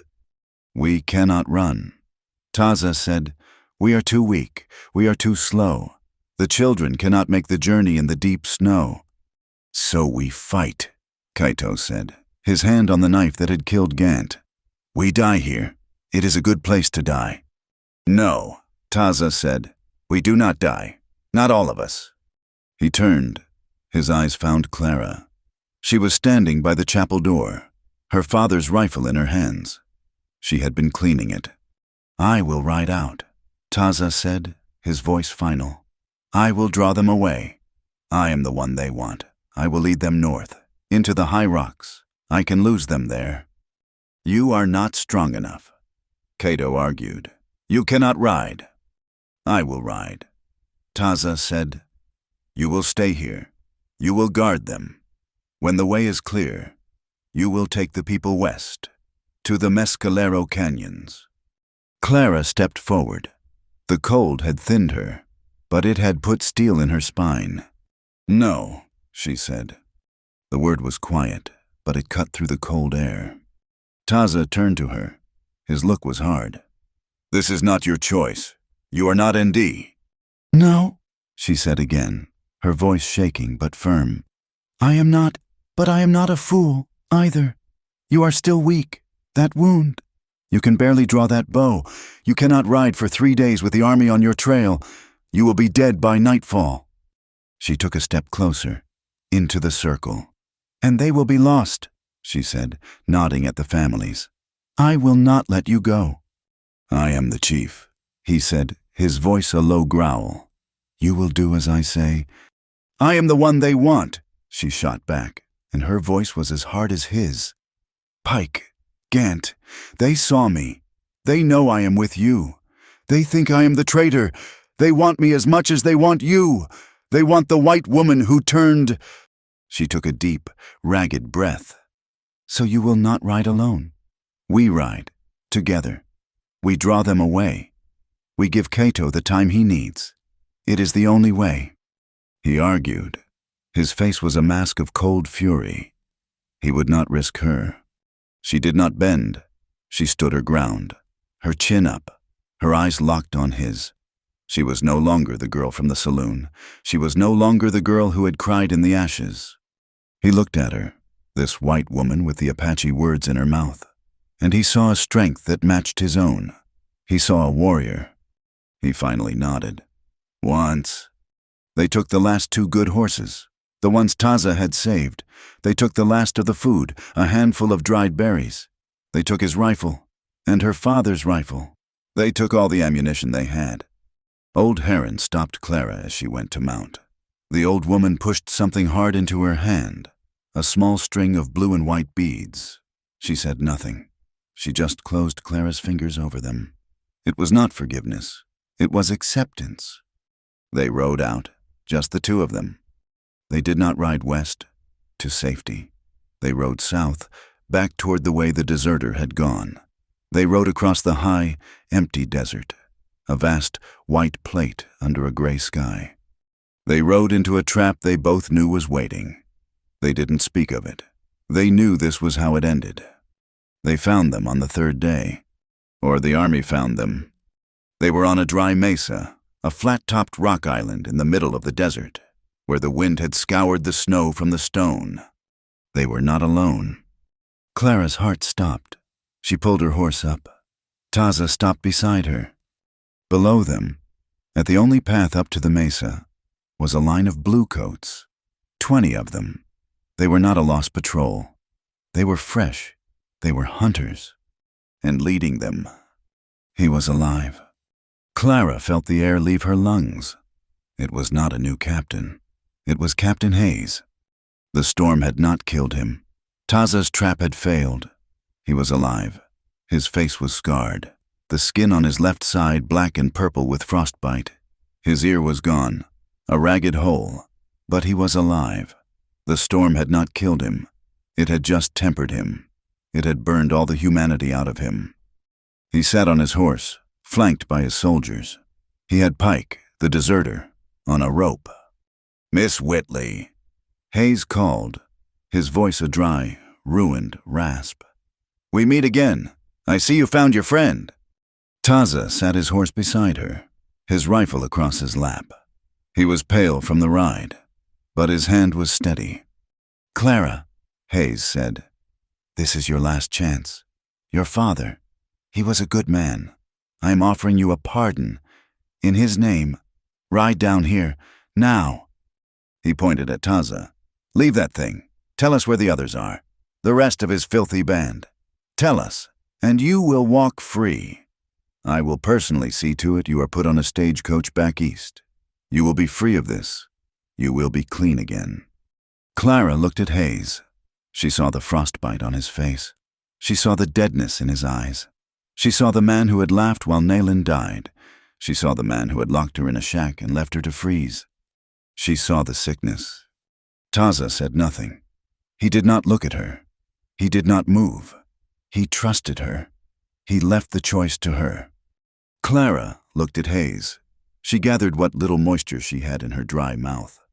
She leaned forward, and she spat. She spat right in his face, or at least in his direction. The wind took it.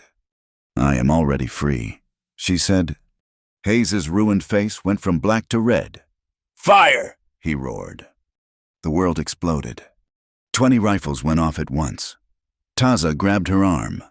Pulling her from the horse, they fell together, tumbling behind a low line of boulders.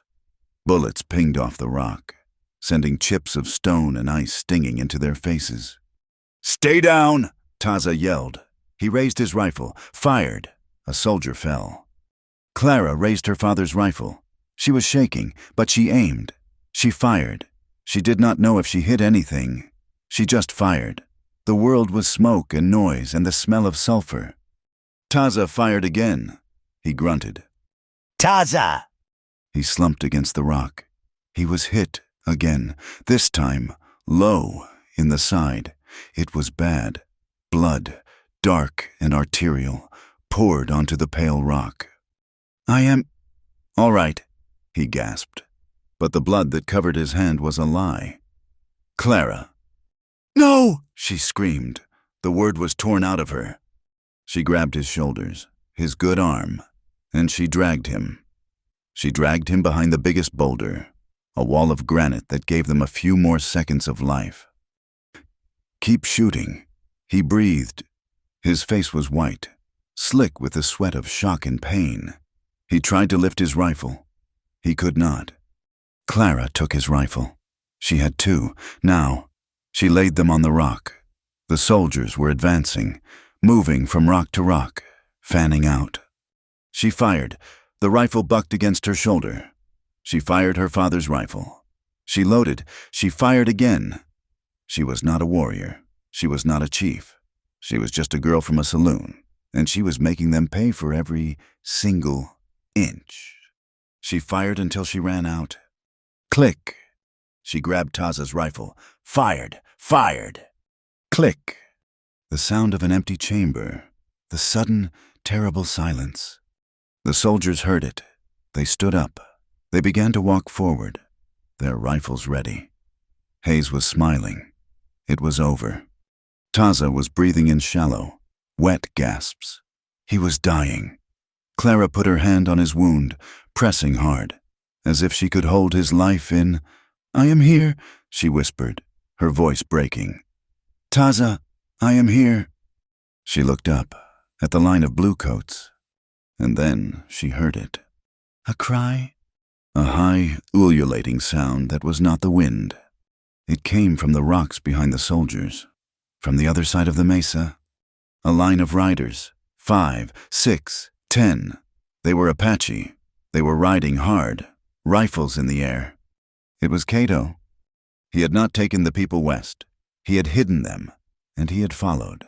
He had brought the mescalero man, and every other man and boy old enough to ride. The world turned upside down. The soldiers, caught between the boulder and this new, sudden threat, panicked. They were trapped. Cato's men rode into them like a storm. It was not a battle. It was a rout. Hayes screamed at his men to form a line, but they broke. They ran. They fled. Cato and his braves chasing them, taking them down. It was brutal. It was swift. Hayes, seeing his patrol destroyed, his men scattered and dying, turned his horse and fled. 2 braves on his tail, their cries sharp and vengeful. The army retreated, but not without cost. When the silence fell, broken only by the groans of the wounded, Cato walked back. 2 of his braves were dead. The mescalero man was wounded. He walked to the boulder. He looked at Clara, who was holding Taza's head in her lap, her hands covered in his blood. He looked at his chief, who was pale as death. Cato knelt. He did not speak to Clara. He spoke to Taza in Apache. "My chief," he said. And the way he said it, all the hate, all the distrust, was gone. It was just respect. Taza looked at him. He tried to speak.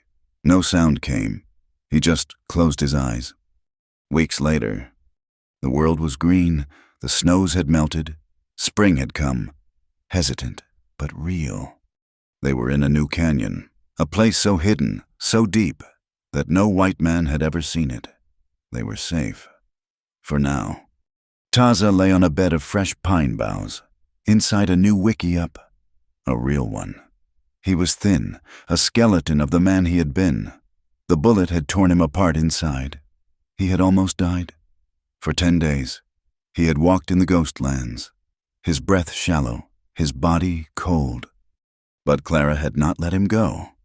She and old Heron, in a strange, silent truce, had nursed him. They had boiled herbs. They had held him down when the fever dreams came. They had fed him water, drop by drop. Clara had not left his side. She was asleep now, her head resting on her arms, on the dirt floor by his pallet. A hand touched her hair. She woke with a start. His eyes were open. They were not fever bright. They were not distant. They were clear. They were Taza's eyes. And they were looking at her. He was weak.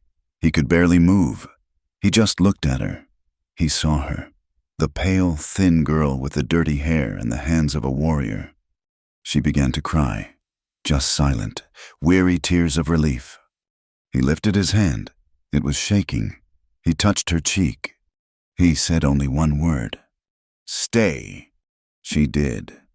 The land still bled. The final scene is not one of peace. It is one of survival. It is months later, the high desert summer. The air is hot and smells of pine and dust. Clara sat in the shade of a lodge. She was braiding her hair. It was long, now. And as she braided, she wove in the small, blue and white beads old Heron had given her. She was not a white woman. She was not ND. She was just Clara. She looked up. Across the small, hidden camp, Taza, his side heavily scarred but his strength returned, was teaching the children, the 3 children who were left. He was showing them how to sit a horse, how to balance, how to be strong. He caught her eye. He did not smile. He did not need to. He just held her gaze. They had carved out something real from all that blood. The air smelled of wood smoke from the cooking fires, and the dry, sweet scent of the desert sage. The story does not end with peace. The army was still out there.